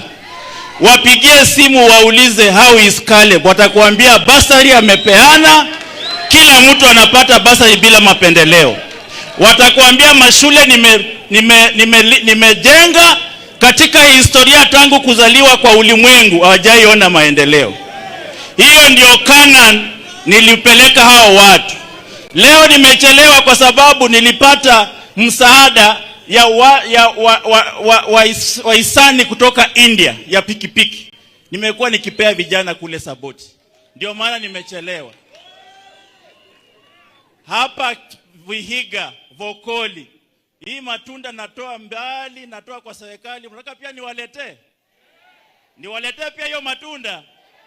Wangapi wataka matunda ya Canaan tuone kwa mkono? Mumekubali niwaletee matunda ya Canaan? Niwaletee? Asante sana. Huyu MP ako hapa ni rafiki yangu mkubwa. Tuko yeye na mimi tuko kamati moja. Inaitwa the Committee of Defense and Foreign Relations. He's my good friend. I work with him, I mentor him where I can.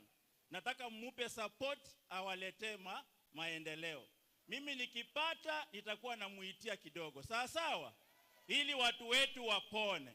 Tuko pamoja. Hapa Ronda amena ya kuimba kurimbo wakati tulikuwa na inzara Sabalara. Mwamuna Sabalara. Kuimba mama mbezi mbende nzikumiza. Mama mbezi mbende nzikumiza. Kirabura kitezo ngano inzara ya kuita. Noro likanyama usheza ngano gonga. Nzie kumiza. Asanteni, Mungu awabariki. Thank you. Asante sana Bwana Caleb Amisi. Tunaelekea, nataka nimtambue Mheshimiwa Yusuf Chanzu, the former MP for Vihiga constituency. Ameomba yeye atambulishwe tu, hataongea leo. Nataka nimtambue pia former MP wetu wa Sabatia constituency, ambaye pia ni nominee wa Chief Administrative Secretary wa Ministry of Defense. Akuje atusalimie kidogo tafadhali.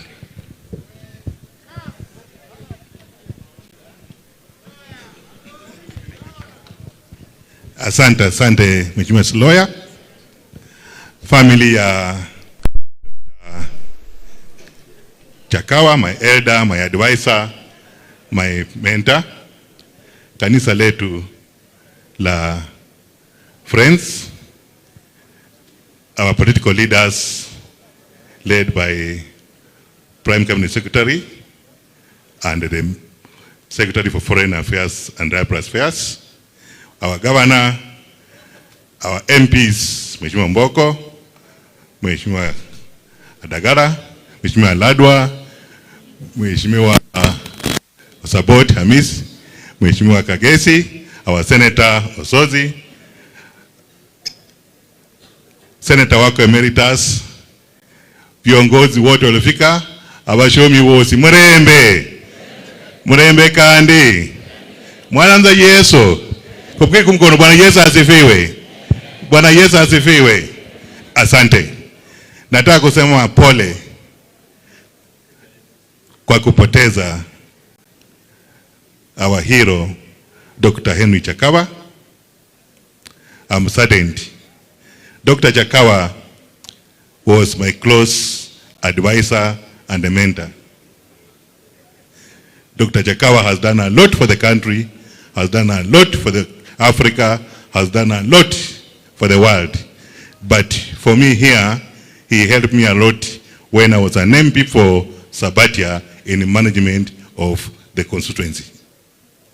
When I became the MP in 2013, one of the handover papers I was given by the Prime Cabinet Secretary, who was outgoing MP, was to continue the dream of Vihiga University. And when I took over, I talked to Dr. Chakawa, who had the institutional memory of the struggle to get a university, to be the chairman, and he became the chairman of the Dream Team. And I've seen some of the Dream Team members here. Kindly, if you can just stand up so that we can mention. I've seen Professor Ayero, who is a member of the Dream Team. I've seen Ambassador Mbaya, who is a member of the Dream Team. I've seen Professor Enavo, who is a member of the Dream Team. Professor? Yeah, just stand up. Who else is around? We have many others who are members of the Changilwa, Professor Kemoli. They were those members of the Dream Team, and he was the chair.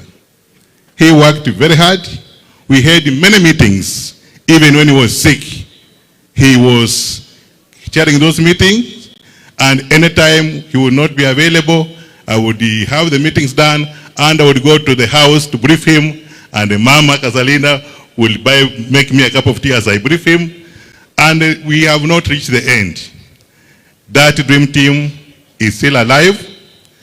Vihiga University of Health Sciences is at the tail end. The only requirement we have is we need to get the title deeds of the land that is supposed to be given to Vihiga University, and we get the approval. So we still have an assignment that Dr. Chakawa has left, which we need to have to move and deliver, because that was part of his dream. The other thing that I want to talk about is what Pasanji said. Dr. Chakawa was forthright, was straightforward. And one of the things he did when we were campaigning, he called me and he told me, tell my brother, Musalia Mudavadi, tell him that he is misleading us in the wrong direction. And I told him, Musalia Mudavadi has always said, Maragolis and the Western people want to be in the government. And he has done his calculation, and he knows and he's sure that where he's taking us is where the government will be. He said, no, that journey I will not go with you. That is how forthright Dr. Chakawa was. We have reached there, we have seen what happened. Our people were wrong, Mudavadi was right. So at that point, I want to say that we have now reached a stage, the government is in place, we have our leaders. My request to those who are elected, because you are the people who are being listened to by the members and the tribes and everybody who is supposed to make a decision based on what you are listening. Please don't abuse each other. Embrace peace. I know if you have a message to send to Prime Cabinet Secretary, I know if you call his office, he will welcome you and you tell him what you want. We really don't want to see any fighting of leaders. We don't see any abuses of leaders abusing each other, because the time now we have is to serve the people of Kenya. The last point I want to say is people of Kenya are now planning for the future. We know for sure we have a president in place, we have a government in place. We know 2027 there will be an election. But we are saying we are planning for 2032. And we are saying if the Mlembe nation need to have an impact, need to have a president in 2032, they must come together to one person and go in one direction during the elections of 2027 and put all the ballots in one box. If we do that, 2032 will be assured of presidency and we'll be happy. Mungu awabariki wote. Mheshimiwa George Alado, tafadhali.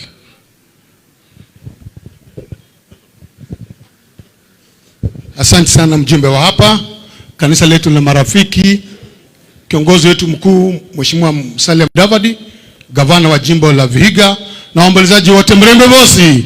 Bwana asifiwe. Yangu itakuwa machache kwa sababu tunakuja kuomboleza mzee ambaye tumemhenzi miaka mingi, Dr. Henry Chakava na watu wote wa Odinga na Wachavakali na Vihiga na Kenya na jumla ulimwengu. Tulikuwa Nairobi, tulizungumza mengi katika ibada. Leo tumekuja tu kumpeleka mahali pema peponi. Na nataka kuchukua nafasi hii kushukuru kwa wale mmekuja kumzindikisha mzee daktari kwa ile kazi amefanya. Nikimalizia, mimi naitwa Mheshimiwa Lado, ni mjumbe wa Makadara Nairobi. Na nataka tu kuambia Mheshimiwa wetu Musalia Mudavadi, wewe ni kiongozi wetu, tunakupenda, tunakuheshimu. Anza kuita watu wako, anza kutuita, tuanze kupanga mipango yetu. Kwa sababu muda pia inakimbia na ni muhimu watu wetu waanze kupangwa. Ni vibaya kuanza kutukanana, kuanza kupigana mwana Tanzania vile kuko. Hatungependa hizo siasa ziingie katika Kenya. So wewe uko katika cheo kubwa katika taifa la Kenya. Sisi tulikuwa katika upinzani. Nataka tukuchukua nafasi hii kukushukuru kwa kukubali kusupport kiongozi wetu Raila Odinga kwenda kwa chairperson wa AU. Hiyo ni pongezi sana kwako. Hiyo muonesha kama ndugu, hiyo ni heshima kubwa umepeana kwa taifa la Kenya. Na sisi tunakuangalia, hatuna shida na wewe, vile unataka katika Kenya, tutakusupport. Hatuna problem na wewe. Sisi tunataka ukue na nguvu na ujitokeze. Utuambie sisi tuko hapa na utupeleke mbele. Uoga itatutenganisha. Wewe sukuma hii gurudumu, wewe ndio cabinet secretary, hakuna mwingine. Na tunajua uko hapo namba 3. So kama wewe ndio namba 3, sisi tuko huko nyuma. Tusukume namba 3 ile namba 1. Kwa hivyo wewe ni vile unapanga namba 1, hiyo ni yako. Kwa sisi wa Maragoli, wa hapa Vihiga tujipange. Na jamii zingine zote tushikane. Jamii Vihiga ni Wanyore, wa Maragoli na Watiriki na makabila zingine. Tayari Ruto Tichilo wamekuwa gavana Wanyore, pia wa Maragoli 2027. Mungu awabariki. Bas, watu wanatoa moto kwa roho, si ndio? Mheshimiwa Kagesi, MP Vihiga, na wewe toa moto kabisa. Asante sana Sloya. Familia Dr. Chakava yote, kanisa letu la Friends na viongozi wote ambao wako hapa tukiongozwa na Umwami Prime Cabinet Secretary Musalia Mudavadi na gavana wetu Tichilo. Nasema mirembe. Vile mmeambiwa, mimi ninaitwa Kagesi Kivai, mimi ni mbunge wa Vihiga, jirani wenu hapa. Na nimekuja hapa kutoa tu rambirambi zangu kwa huyu jamaa. Na nimekuja hapa also as a relative. Mimi ni shemeji hapa, my sister, I don't know whether she's here.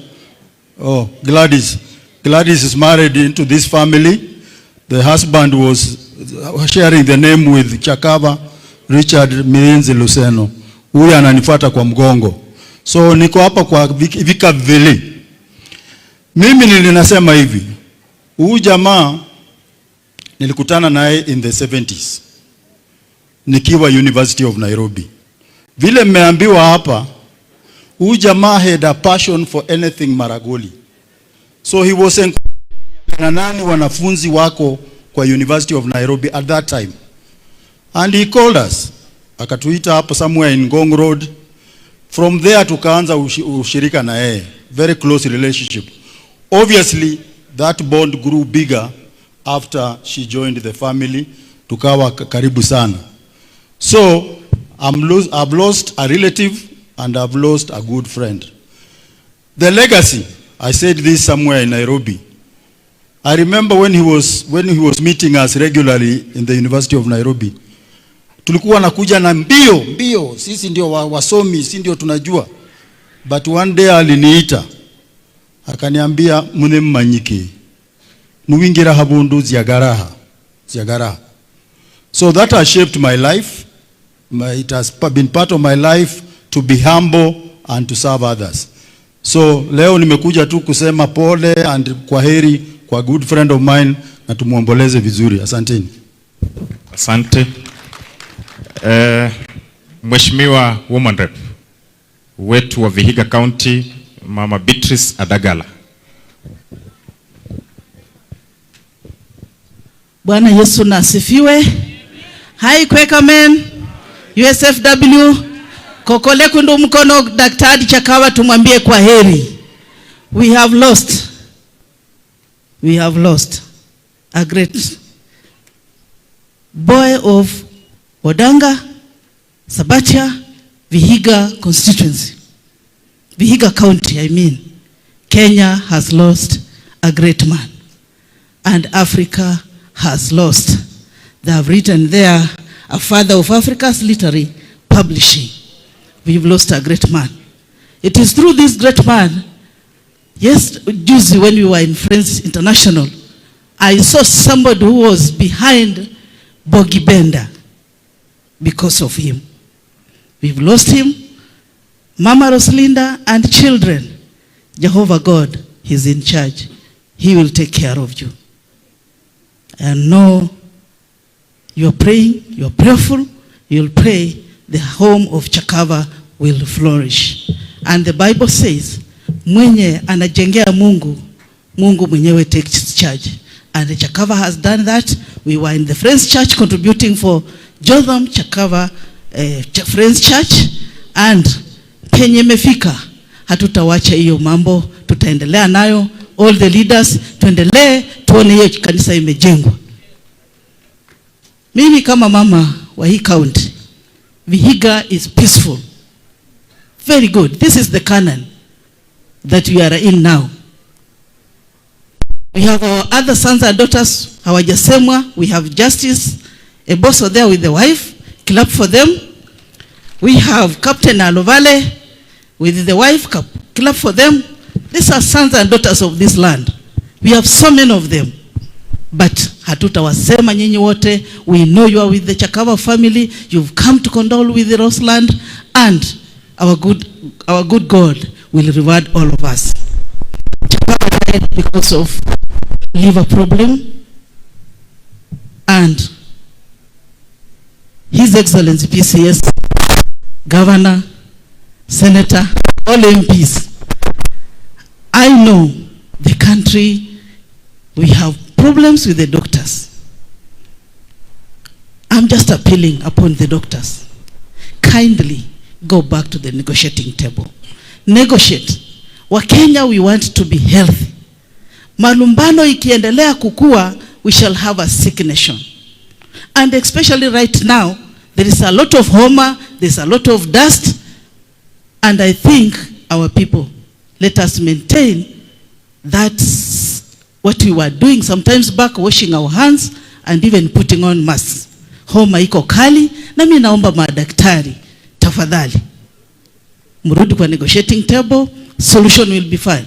I know PCS, when seated with the president, everything is possible. Sina mnajua watu wetu. Na mwisho, niliona hapa DG kutoka Kisumu. DG, I remember when you were in Seme, during the campaigns, I came there with the 5 branded Kenya Kwanza ANC vehicles. During the funeral of Professor Nyabundi's wife, the Vice Chancellor of Maseno. I remember we met there, I came with Jeshi kutoka Vihiga, because the fallen was a girl from Maseno, from Kima here, Omhano Mungereza.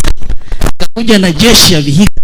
So when we started talking, I think the DG got annoyed. Why are we come to the Azimio region na Kenya Kwanza narrative? I told him, please, know His Excellency Musalia Mudavadi, William Samoei Ruto are Raila's sons. And the sons will not let the father suffer. And you can see, have they let Raila suffer? So you can see they have gone to look for him a job. Bwana PCS, congratulations. Continue traversing nations. You ensure baba apate kitu, na baba akipata kitu, na sisi tuendelee, tumalizane na Ruto 2027, Musalia Mudavadi achukue. Ama namna gani? Mnataka uongozi? Sisi hatutakubali makelele mingi, hatutakubali noise. Vihiga people are peaceful as a Dagala. Santeni sana. Thank you. We also want to recognize the presence of representative from the Kenya Institute of Curriculum Development, Dr. Andika. Mahali yuko Dr. Andika ako pale chini. Asanteni sana. Pia tuna recognize uwepo wa youth leader kule Kisumu, Cedric Otieno. Kama uko hapa unaweza, ndio huyu hapa. And then mwisho Mheshimiwa Omboko Milemba, tafadhali.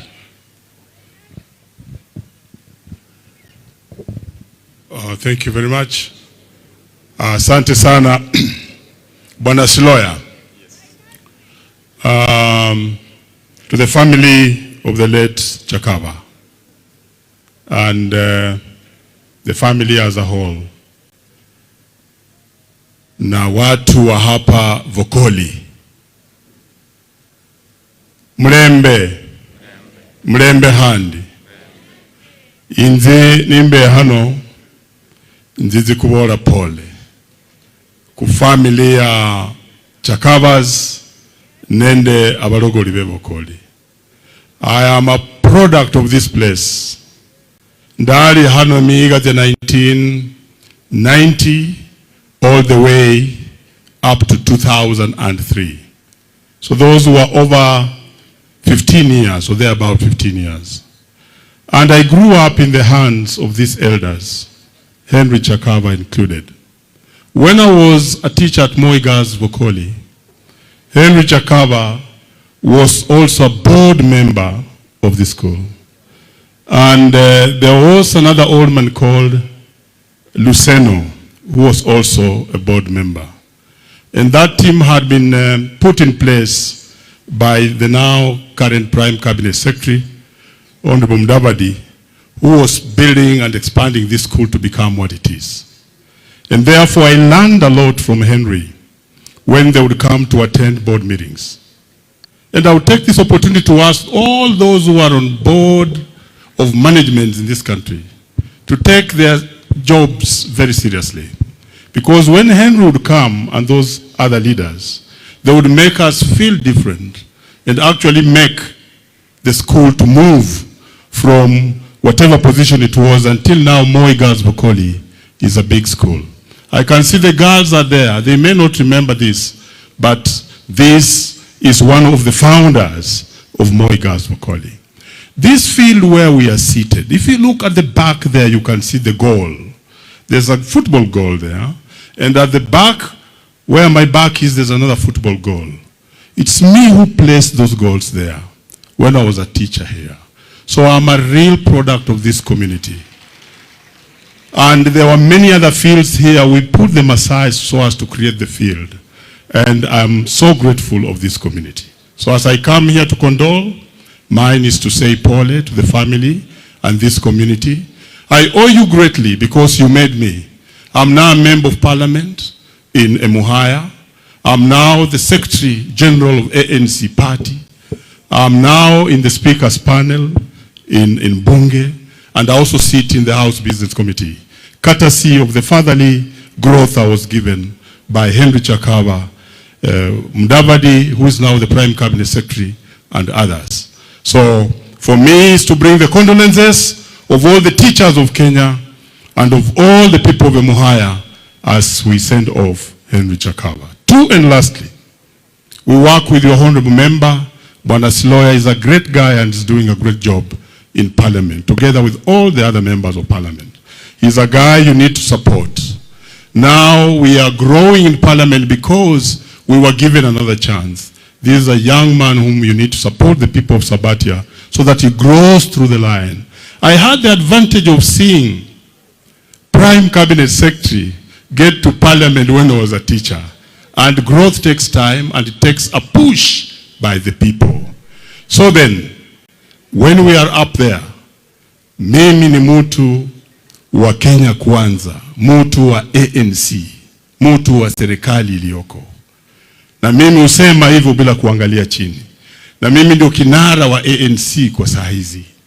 Na mimi nawaambieni wa Maragoli, abarogoli mbeho, abakere mbula, inzi kulindora serikali yabugurwa kare no mwami Ruto. Na mbabola kandi 2027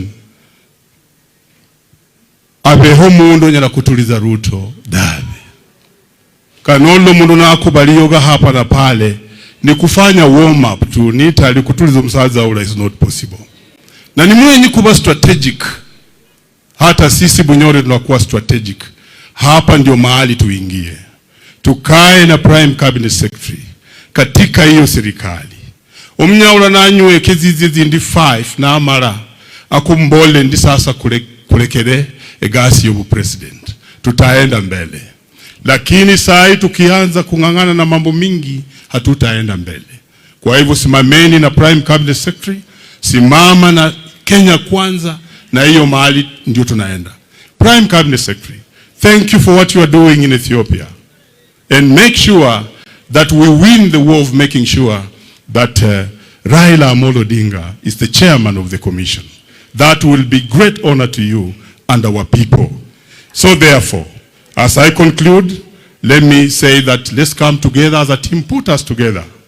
Put us together, and let's move as a team within government to progress. Finally, there is 2 issues which I know when you meet the president you will address. Number one, when you talked to the teachers last year, you promised that all the teachers who were interns, and there are 26,000, would be employed on permanent and pensionable position by the end of this financial year. I want to thank you because I've seen in the budget that money is there.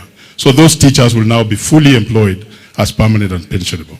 But there's an area which, Prime Cabinet Secretary, you need to push this to the President for us. The promotion of teachers. The promotion of teachers was not done well. And therefore we need more money for promotion of teachers. Abigizibetu was stagnated for the longest time. When you are talking to the President, please ask that he had promised us some monies, 2.2 billion for the promotion of teachers. That should be able to do us fine. As for the doctor strike, sit down with the doctors. I'm also a veteran trade unionist. Invite other people, and I'm asking the doctors to still negotiate, because in the union, the only survival tactic is the tripartite, and the tripartite is negotiation between the employer and yourself. Thank you, and God bless. Thank you. We have Justice Eboso. I know you had been recognized. I just want you to stand up with your wife kindly. This is one of the people who are shaping this Kenya of ours, and the Prime Cabinet Secretary is here. Together with you and us, we know we are going to move very far. Before I bring Emeritus Senator for Busia, Amos Wako. I also want to recognize the presence of the principal Vokoli Girls, who has been instrumental in the arrangements and planning of this funeral. She has agreed to give us a venue when she knows very well learning is going on in this school. So this is a great honor to the Chakava family. It is a great honor to the Prime Cabinet Secretary and all the leaders who are here, to Vokoli Girls, where you are, and your principal and the teachers. Thank you very much. We now welcome Attorney General Emeritus, Senator for Busia, the Honorable, I've been guided. Thank you very much. Now we have our Deputy Governor. We have Deputy Governor for Kisumu, Deputy Governor for Vihiga. I think it is now in order for me to invite the Deputy Governor for Vihiga so that you show us the guest from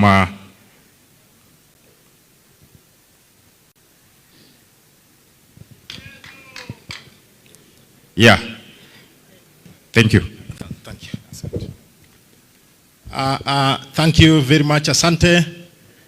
The Friends Quakers, together with Mama Rosalind, Your Excellency the Prime Cabinet Secretary, Your Excellency the Governor, my counterpart from Kisumu County, viongozi wenzangu, ndugu waombolezaji wote, hamjambo. Mirembe Komunyi, Quakers High. Nimekuja kujumuika pamoja kwa sababu ya heshima za mwisho za the hero Dr. Henry Chakava. Nasema pole kwa familia, mama na jamii. I got to know the late Dr. Henry Chakava through one of his closest friends, lakini ambaye aliaga mbele yake, the late Gaylord Avedi. Na mara mingi tulikutana tukiwa na nikiongozwa na the late Gaylord Avedi. And I want to buy into what the Member of Parliament for Vihiga ameomboleza, this great gentleman, ya kwamba ile wakati tulikuwa na yeye vile vile hata mimi alinihimiza akaniambia noge ndigara hakuna nguvu iroke, ukienda pole pole ndio utaweza kufika mbali. So I'm one of the person mwenye aliweza kuona ya kwamba anipatie vile vile ushawishi huo. So tumepoteza Your Excellency the Governor and Your Excellency the Prime Cabinet Secretary. Vihiga imepoteza pakubwa, but we are mourning because we've lost a hero for the world, not only for this Vihiga. Ni jukumu letu tuweze kujifunza kutoka kwake. Tutachangia vizuri tukiendelea mbele kwa msingi ule ambao tumejifunza kwake. So asante sana, Mwenyezi Mungu ailaze roho yake mahali pema. Mimi ni Deputy Governor Wilberforce Kitiezo. Nafikiria yule mbunge wa Saboti alikuwa anaimba hiyo wimbo ya Kitiezo. Mimi ndio Deputy Governor ya hapa. So sitakuwa na mengi zaidi ya hapo. Mwenyezi Mungu awabariki sana.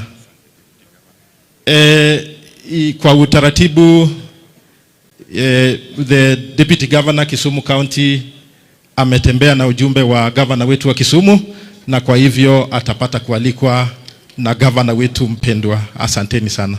Asante. Mwisho nataka kumkaribisha senator wetu, na kabla sijamkaribisha nataka kuwakumbusha mimi ndio area MP for Sabatia constituency. And like many other people have said where they come from, I come from Sabatia constituency, and I happen to be the area member of parliament for our Prime Cabinet Secretary, and I'm proud of that. I was elected on a UDA ticket because this is one Kenya and we were all in Kenya Kwanza. So I'm properly placed in Kenya Kwanza. And I want us to hold hands together. We know we have fought Kenya in this Kenya Kwanza. We have ANC, we have UDA, and we have other parties. I want us to hold together and work behind our Prime Cabinet Secretary, Musalia Mudavadi. He is doing a great job, and one thing that I want to all know, I am a member of the Defense Committee, me together with the MP for Saboti, Caleb Amisi. The Prime Cabinet Secretary is also doubling up as the CS for Foreign Affairs and Diaspora, Foreign and Diaspora Affairs. And we also have our former MP for Sabatia coming up as the CS for Defense. So, munaona Sabatia vile imebarikiwa. So we need to work together. Irrespective of our political formations, we have to work together so that we assist this son of ours, Musalia Mudavadi. You know, we all hope that one day Musalia Mudavadi will become the president of this great Republic of Kenya. And if we don't join hands, if we don't rally behind him as leaders, then we will not be doing any good to him. He is out there campaigning for our Prime Cabinet, our former Prime Minister, Raila Odinga, to become the AU Commission chairperson. We support that.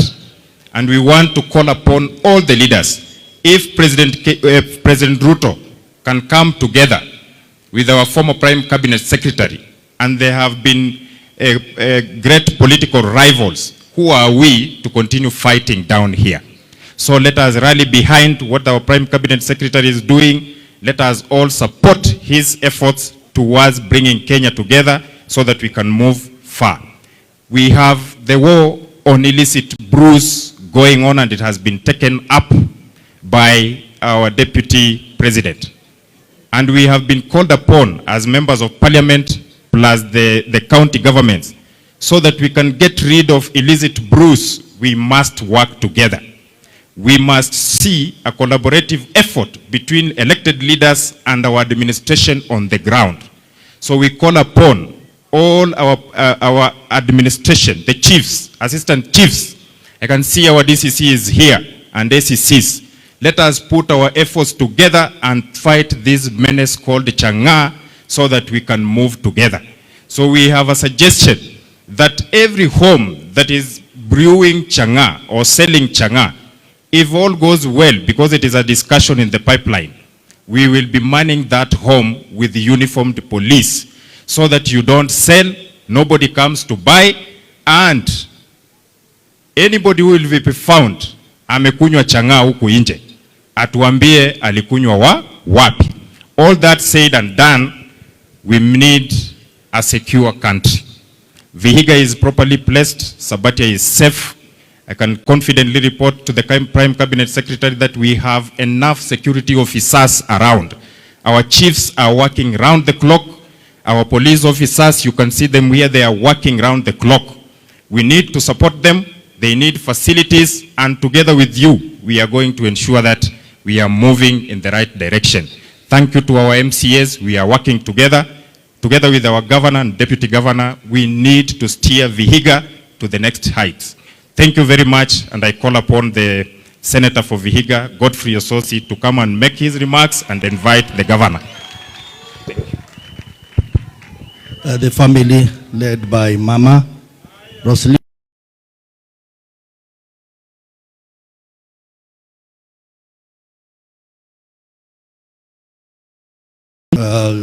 Attorney General Emeritus, honorable members of Parliament, the church, na watu wote. Mirembe. Hebu tusalamiane kwa hewa. Asante sana. For those who don't know me, my name is Godfrey Ososi. I am the senator of the great people of Vihiga. Now, I am here to mourn a great son of Vihiga, whom I first encountered in the mid-90s when I was a Form 1 student at Chavakali High School. He came to give us a motivation talk, and that talk has motivated me up to today. And then we had a performance based on the book of Things Fall Apart. And I remember then after that performance, our teachers asked us to read the book in a record 1 week. And I want to say I am among the students who didn't finish reading in 1 week. And I was beaten thoroughly. Then we used to have caning in school. But that motivation talk has motivated me to date. When I grew up, I then met him. And as Mama has said, that Chakava intermingled with all people. He was an old man. He intermingled with old people, but he also intermingled with the young and middle-aged people. I remember on many occasions, we used to have a social group that is led by George Odinga. I don't know whether George Odinga is here. And we would meet occasionally, and he was the only old man who was in our group. And he would voluntarily buy some of us very expensive drinks. So I knew Mzee, and I met him a few months after my election as a senator of this county. And there is one thing he told me. He told me, Senator, devolution is the best thing that happened to this country. And that you people, you need to protect devolution, make it work for Kenya, and make it work for Vihiga. I stand here, when I look at the front row, I see people who played a big role in making devolution work. Amos Wako was the Attorney General then, who midwifed the 2010 Constitution. Honorable Musalia Mudavadi here is one of the fathers of devolution. And I want to say today, as a senator of this county, that we must protect devolution. Whether you are in government or you are in the opposition, we must protect devolution. We are beginning to see signs which are not very good for devolution. As I sit in the Senate, sometimes I get so perturbed to see laws being passed in the Senate which offend devolution. Governor Otichiro is here. He knows the pressures they are going through in terms of disbursement of funds to the counties. So my message today, as I mourn my friend, is that please, wherever you are, protect devolution. The other thing that I have heard many people talk, a lot of things here about development and contribution of Dr. Chakava to our lives, but there is one important thing that we forgot to talk about. That apart from being a very principled personality, Dr. Chakava believed in justice for all. I want you to ponder about that. Because when I look at the family seated there, I see an old man on a wheelchair, seated at the corner there. I have encountered this old man many times. He is called Igonza. This old man has fought battles in parliament, in senate, in government, about the people from this village and elsewhere who are settled there in the forest. Over 35 years, and to date, they don't have titles. The matter came up in BBI, the matter came up in TJRC, but to date, the matter remains unresolved. So my brother, Honorable Prime Cabinet Secretary, I know you are doing some effort. We are also doing some effort in Parliament. We want that matter resolved so that those people get their right of owning land. Nimeongea vizuri hapo? Haya, wacha niongee kwa Kiswahili sasa. You know, waheshimiwa hapa wameongea vizuri sana. Siasa mzuri. Na mimi pia ninapenda siasa mzuri. Na pia napenda siasa ya kuambiana ukweli. Mheshimiwa Musalia Mudavadi, unajua mimi na wewe tuliguzana kidogo, lakini ilikuwa tu kila mtu anajitafutia. Sasa wewe umepata kiti yako kubwa, mimi nimepata kuwa senator, sasa hatupigani tena. Ama namna gani? Hatupigani. Hata hii kazi ambayo unafanya ya kusaidia baba because being the CS for Foreign Affairs, you are a campaigner number 1 for Baba. We as a party, ODM, we are watching you. We are watching your moves. Baba is seeing what you are doing. ODM is seeing what you are doing. You never know 2032. But the members of parliament who have spoken here, I want to advise you one thing. That 2032 ni kazi ngumu. It's never canvassed in funerals. Go out and work. As Aladwa said, tutoke tufanye ka. Ukiongea kwa matanga haisaidii. Sisi ODM is a big party, a movement. If we put our weight behind Musalia, he will get it. Lakini pia nyinyi, Bwana Omboko Milemba, you are the SG of the party. Hiyo chama ilinyamaza. Sasa usukume upande wako, na sisi tukiona mkienda vizuri, we will support you. And you know when Ososi supports you, he comes out with all the force to get you to get. So Mheshimiwa Musalia Mudavadi, we appreciate what we are doing. We are ready to work together in 2032, but let us not discuss serious politics of 2032 in funeral. Tukishatoka matanga tunasahau, tunaenda nyumbani, si ndio? Kwa hivyo sitaenda zaidi ya hiyo.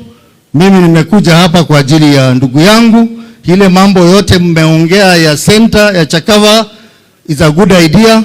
Governor, if the county government supports that agenda, as a senator, I will not stand in the way for that agenda, because this man has changed the lives of many people. Issues of the university, Mr. Goy, you have talked about it. I think it is one of the things that Chakava will be happy about if we realize the dream of having this university becoming an institution of higher learning. It is now my turn to welcome the governor of Vihiga, Daktari Wilibur Otichiro, to also say something. Asanteni sana, Mungu awabariki. Asante. Thank you.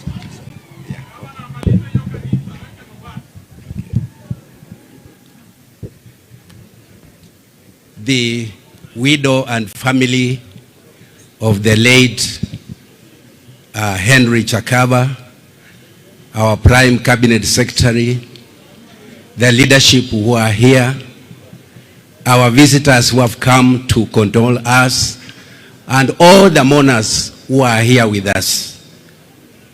Bwana Yesu asifiwe.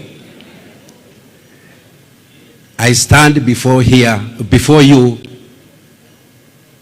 to convey our sincere condolences to the family of the late Henry Chakava.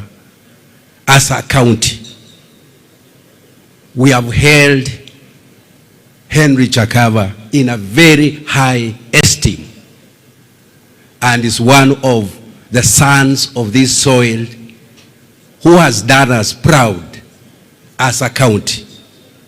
And therefore, we are here as a government of Vihiga County to be together with the family and send this great son of this soil to the next destination with a lot of honor and dignity. Personally, I have known Henry Chakava for a long time, and we have been friends. He has been for a long time since when I became the Member of Parliament for Emuhaya in 2007. He was a very good advisor to me on many issues.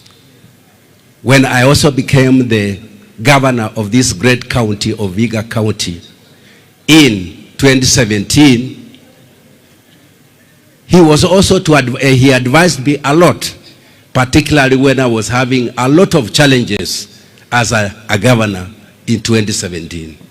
He was able to counsel me, he was able to advise me, and with his advice, I was able to move forward.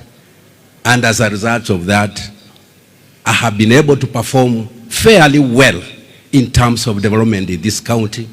And it's for that reason that the people of Vihiga found it necessary to re-elect me as their governor in the second term, which I'm also doing fairly very well. I want to say that as a county, we are quite unique. We are working together as leaders. We are working together, and I've had a chance to convene meetings with all the leadership in this county. And we have agreed as a county that we focus on development. Politics is over. Politics was over in 2022. And now it's time to focus on development. Personally, myself, I have agreed that I will support the government of the day. And therefore, we are working very closely with the government of Kenya Kwanza so that we can be able to realize their manifesto and also the manifesto which we had as Azimio, which more or less are the same. I also want to report here that we are working very closely with the Prime Cabinet Secretary, and he has my full support, and I will support him so that on this, in the county, he's able to be on the ground. So I don't want to go into details. Finally, there was a request whether we could be able to consider to put up a library and documentation center in recognition of this great son. Yes, I agree. All I would need to do is to have the MCA of this ward bring up a motion in the assembly. Once he brings up the motion and is supported and is brought to the executive, I will approve it and will be able to build the center. I would like to take this opportunity to call the Emeritus Attorney General to say something before I call the chair. Okay, he has indicated doesn't want to say anything. My colleague Anyang Nyong is out of the country, and he rang me and told me that they have had a very serious, cordial relationship with Henry Chakava, and he indicated that he must be represented here. And he has sent his deputy governor to come and represent him. So please allow me to take this opportunity to call upon the deputy governor of Kisumu to deliver the statement from Professor Anyang Nyong.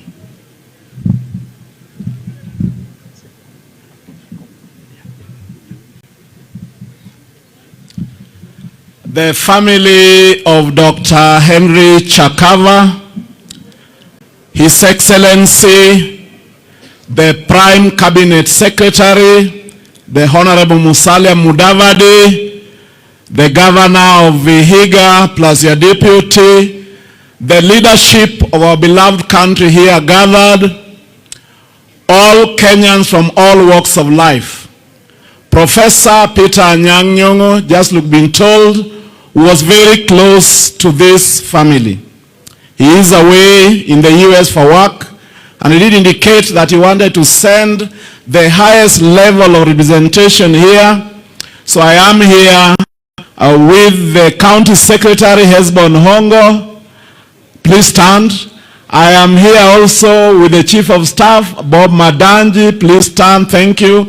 I am also here with his Chief Officer Communication, who himself was also one time the Standard Bureau Chief in Kisumu, Mr. John Oyua. And so the following is the tribute of Governor Professor Peter Anyang' Nyong'o to the family. We condole with the family of the late Dr. Henry Miyinzi Chakava, a literary giant of Kenya. Henry was involved in publication and promotion of very high-profile African writers, including Ali Mazrui, Chinua Achebe, Grace Ogot, Majori Oludemak-Goy, Meja Mwangi, Ngugi wa Thiong'o, Okot Pabitek, Taban Loliong, and is here today, most welcome, David Rubadiri, Peter Abraham, Cyprian Mekwenesi, among many others. Chakava has left an indelible mark in the literature of Africa and in Kenya in particular. The passing on of Chakava on the realm of the ancestors marks the end of an era in history of our country. He has been very pivotal as a formulator, articulator, and a protagonist in his quest. In his life of publishing spanning decades, he has been a valiant and ruthless publisher. He remained to his course throughout Kenya's momentous and historical years. Throughout over 7 decades of his life, Chakava has been tenacious in his pursuit of literal ideas and ideals. The ideas of freedom, of nationalism, of patriotism, of Pan-Africanism, and of liberal humanity, just to mention a few. But he has also been more than that. He has been willing to let history judge him, either harshly or to absolve him altogether. Ultimately, history must be his final judge, and he will be judged according to the goals he set for himself and also for his beloved country, Kenya, and also for the continent of Africa. History will judge him fairly as a man who defined and kept the faith in his belief, contribution to educational and cultural literature, in personal and freedom of expression, in national independence, and in Pan-African unity. History will recall him as a relentless believer in literature. History will also absolve him as a true Kenyan patriot. And we who knew him over the decades shall recall with admiration his tenacity, relentlessness, his will to the truth, to fair play, to literature. We shall remain ever beholden to this faith in publishing.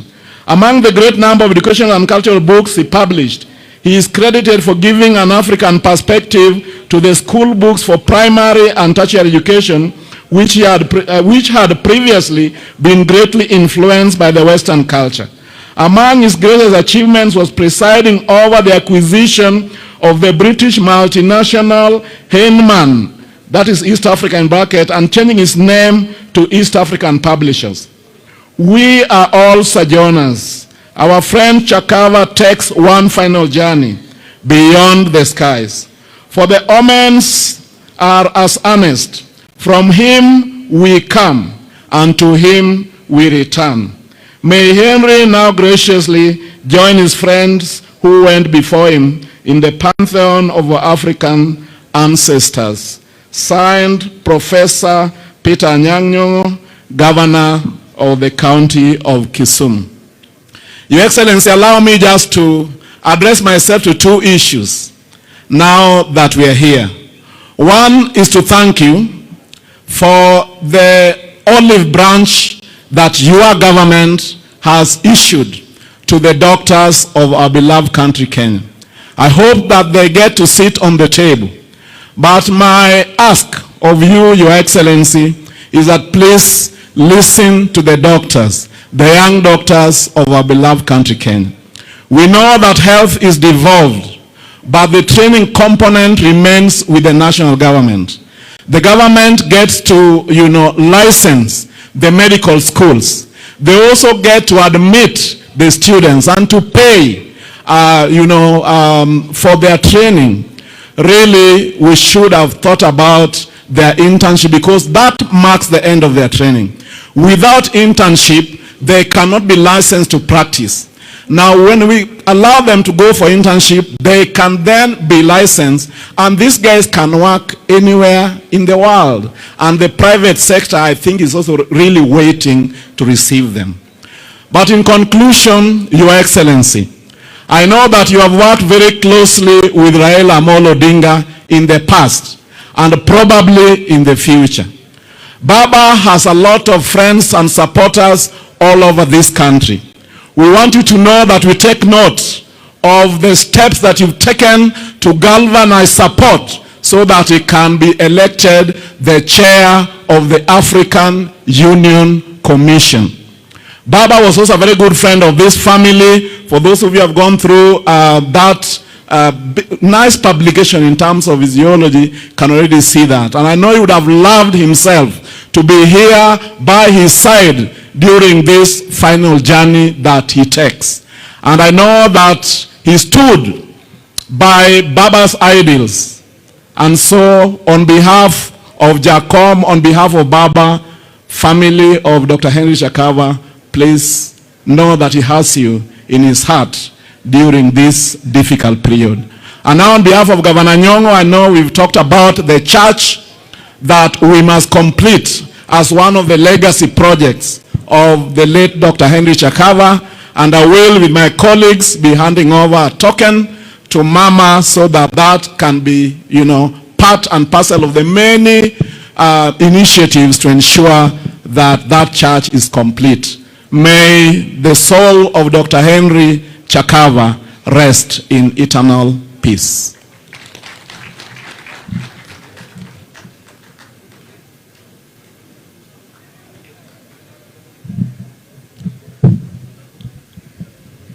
Now I want to take this opportunity to invite our Prime Cabinet Secretary to be able to come and give his condolences. Karibu sana.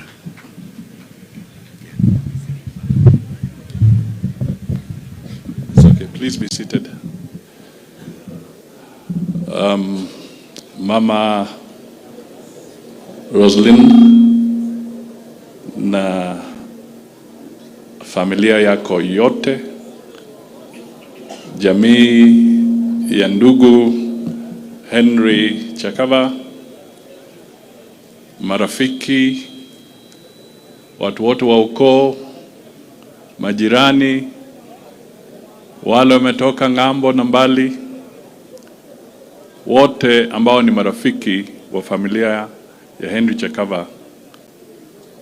Mwanzo kabisa nataka nichukue dakika ya kwanza kutoa rambirambi zangu, za mke wangu Tesi, za familia ya Mudavadi yote, kwako na watoto wako na jamii nzima kwa kupoteza mpendwa Henry Chakava.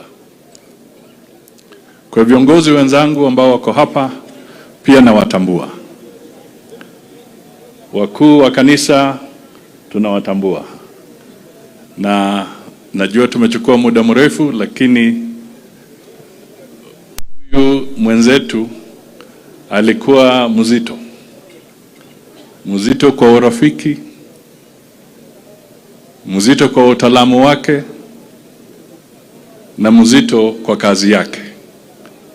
Kwa hivyo saa zingine mazishi kama hayo yanakuwa mazito kwa kila mtu. Lakini tunaomba radhi, tutafupisha sasa ili tumalize. Sitaki kurudia kwa yale yote ambayo amesema, kwa sababu nitakuwa nikirudia sana. Wengi wameeleza vizuri hata kuniliko. Mimi nataka tu niungane na hawa wote kusema kwamba we have lost a great man, a great son of Kenya, a great son of Africa. May his soul rest in eternal peace. And may God's grace dwell in his home so that his children, his wife, his grandchildren, and all his relatives can also have a moment of peace as he rests with God. I will just now clarify one or two things, mambo mawili matatu tu, alafu niwe nimemaliza. Kwanza, nataka niseme I fully agree that Henry Chakava deserves his space in the Hall of Fame. And the message that was, proposition that was put forward by his team is valid, and I will carry it forward so that it can receive due consideration in laying the legacy and the foundation of our future. So I've taken that message very, very well.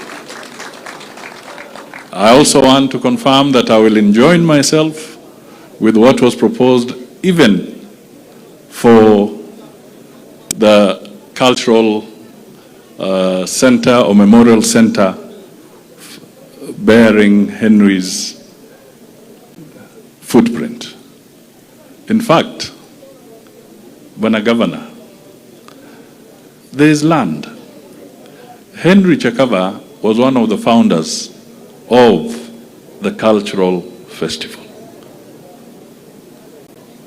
The county government has given the cultural festival almost 5-6 acres at Mbale. Instead of going to evict people, why don't you make the whole part of the whole complex also integrate the center that we are talking about that would bear Henry Chakava's title? That will speed up the process. It will save the county government aspects of compensating, na tuendelee mbele, and we move forward. So this is something we can all work together on. I want to also assure you, now from a different angle, that we fully support devolution. I want to assure my brother Osotsi, and I'm happy we are talking the way we are talking. I want to assure him that we are fully committed to devolution. That is the jewel in the constitutional crown of 2010, which Amos Wako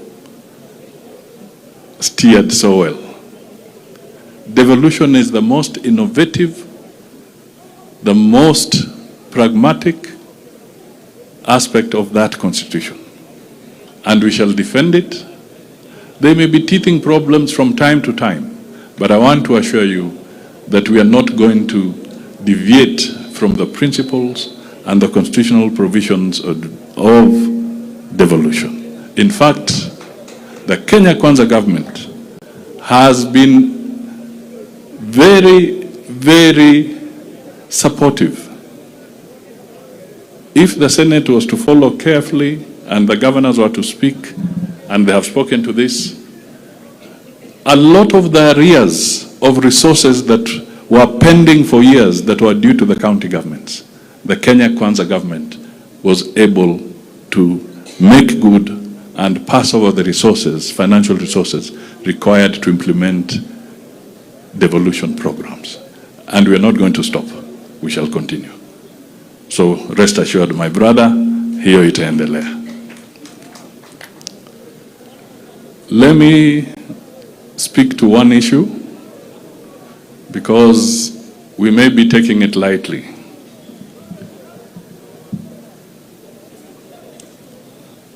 What should drive us, especially as a nation, is our national interest. Dr. Henry Chakava had a footprint in publishing, and he had friends beyond our borders. He had a calling, and he focused on what it was. to be able to get Africa speak and tell its story in different ways and different means, but for longevity and for many people to understand. Because if you do not tell your story, nobody will tell it for you. So he contributed to making sure that Africa can tell its story. This issue about the African Union chairmanship, my brothers and sisters, let's take it seriously. Let's take it very seriously. It is not about getting Raila Odinga a job. Please, you're missing the point. What we should ask ourselves is this: is it in our interest as a nation to offer leadership like other African countries have offered to the African Union, to the continent? Is it our national interest? Is it? And I'm asking, if it is in our national interest, then we bank that and we realize it is in our national interest to provide leadership to the African Union on behalf of Kenya and on behalf of the East African region and on behalf of the continent. The second thing is this: a government is the member of the union, not an individual.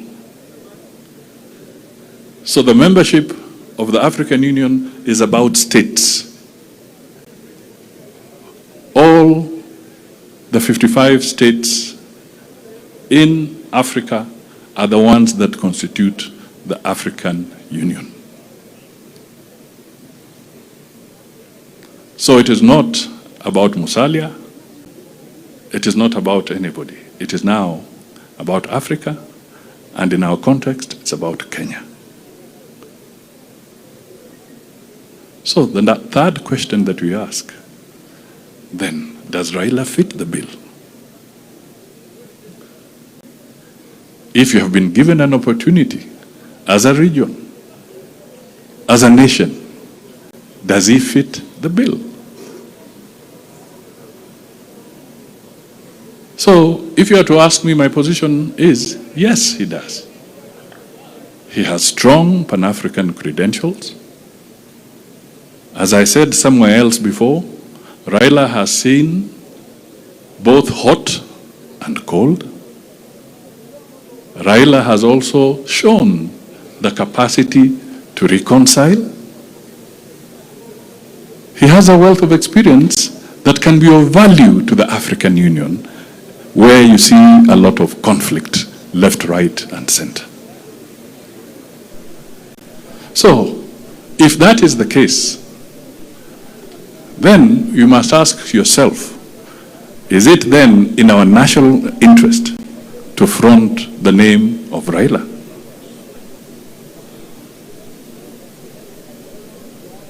Because it could have been anybody else. But is it in our national interest? If it is, then let us stop making this thing look like it's a reward system. Because it's not about rewarding. It's about offering distinguished service to the African Union, where there are so many challenges relating to conflict. By the way, my brothers and sisters, conflicts in Africa have now caused 98 million children to be out of school. As we speak, 98 million children are out of school. So we need all the hands on the deck. We need experience. We need good people so that they can help in creating proper dialogue, in creating proper interconnectivity with the various heads of state, with the various countries, with the various factions, so that we can reconcile our country. And therefore, I want to repeat, in honor of Chakava and all the other people that are here, please let us take this issue of the African Union chairmanship more seriously than we are taking it. It is in our national interest. That is my plea to you, and I hope what I have said will resonate with all reasonable men and women of this country, so that we can focus and get our act together. Communication has brought in different things nowadays.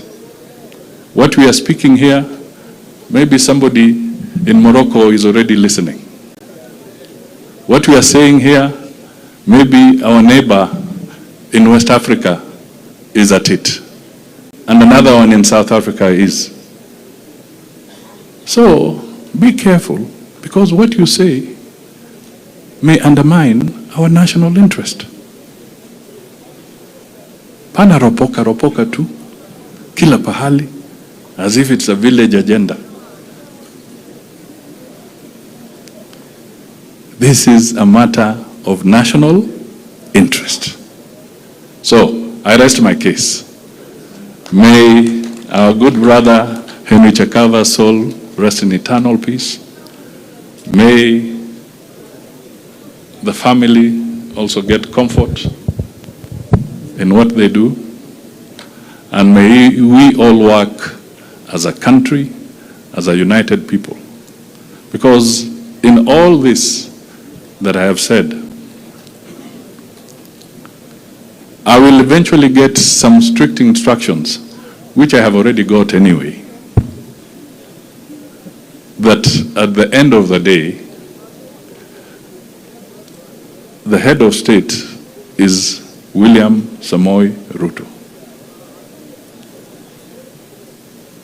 They have had their stiff competition with Raila in matters local politics or national politics.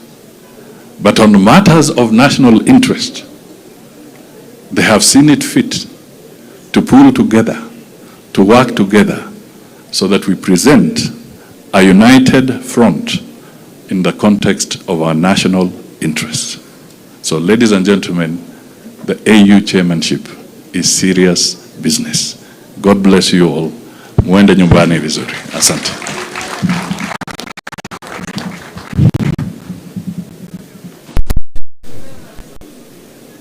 Asante sana. Prime Cabinet Secretary anapoketi kwa heshima. Tupigie Bwana Yesu makofi mazito kwa viongozi wetu wa serikali kuwa pamoja nasi.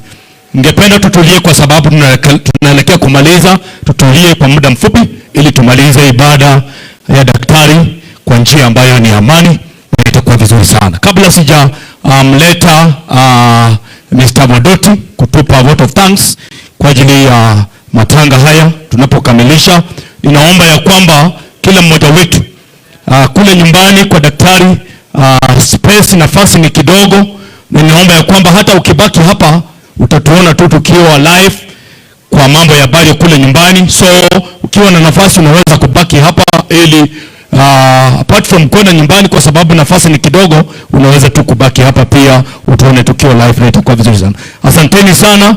Nimlete Daktari Modoti na niombe viongozi wa serikali ambao wameingia. Tulikuwa tumemaliza kipindi cha faraja sadaka. Ukiwa umetembea na faraja yako, please ninaomba kwa heshima faraji jamii. Tuna chombo cha sadaka mahali hapa, itakuwa jambo la maana sana. Asante. Pia tuna viongozi wetu ambao wamekuja kwa matanga haya. Ninaomba ya kwamba tusiende kwa sababu tuna chakula hapa kwa kanisa Friends Church hapo kwa hiyo meeting. Please ninaomba ya kwamba please tusiende ili tupokee lunch kupitia kwa heshima ya Daktari Chakava. So viongozi ambao walikuja nyuma, ninaomba mkiwa na faraja zenyu mtalipa mahali hapa. Karibu sana Mr. Bodoti.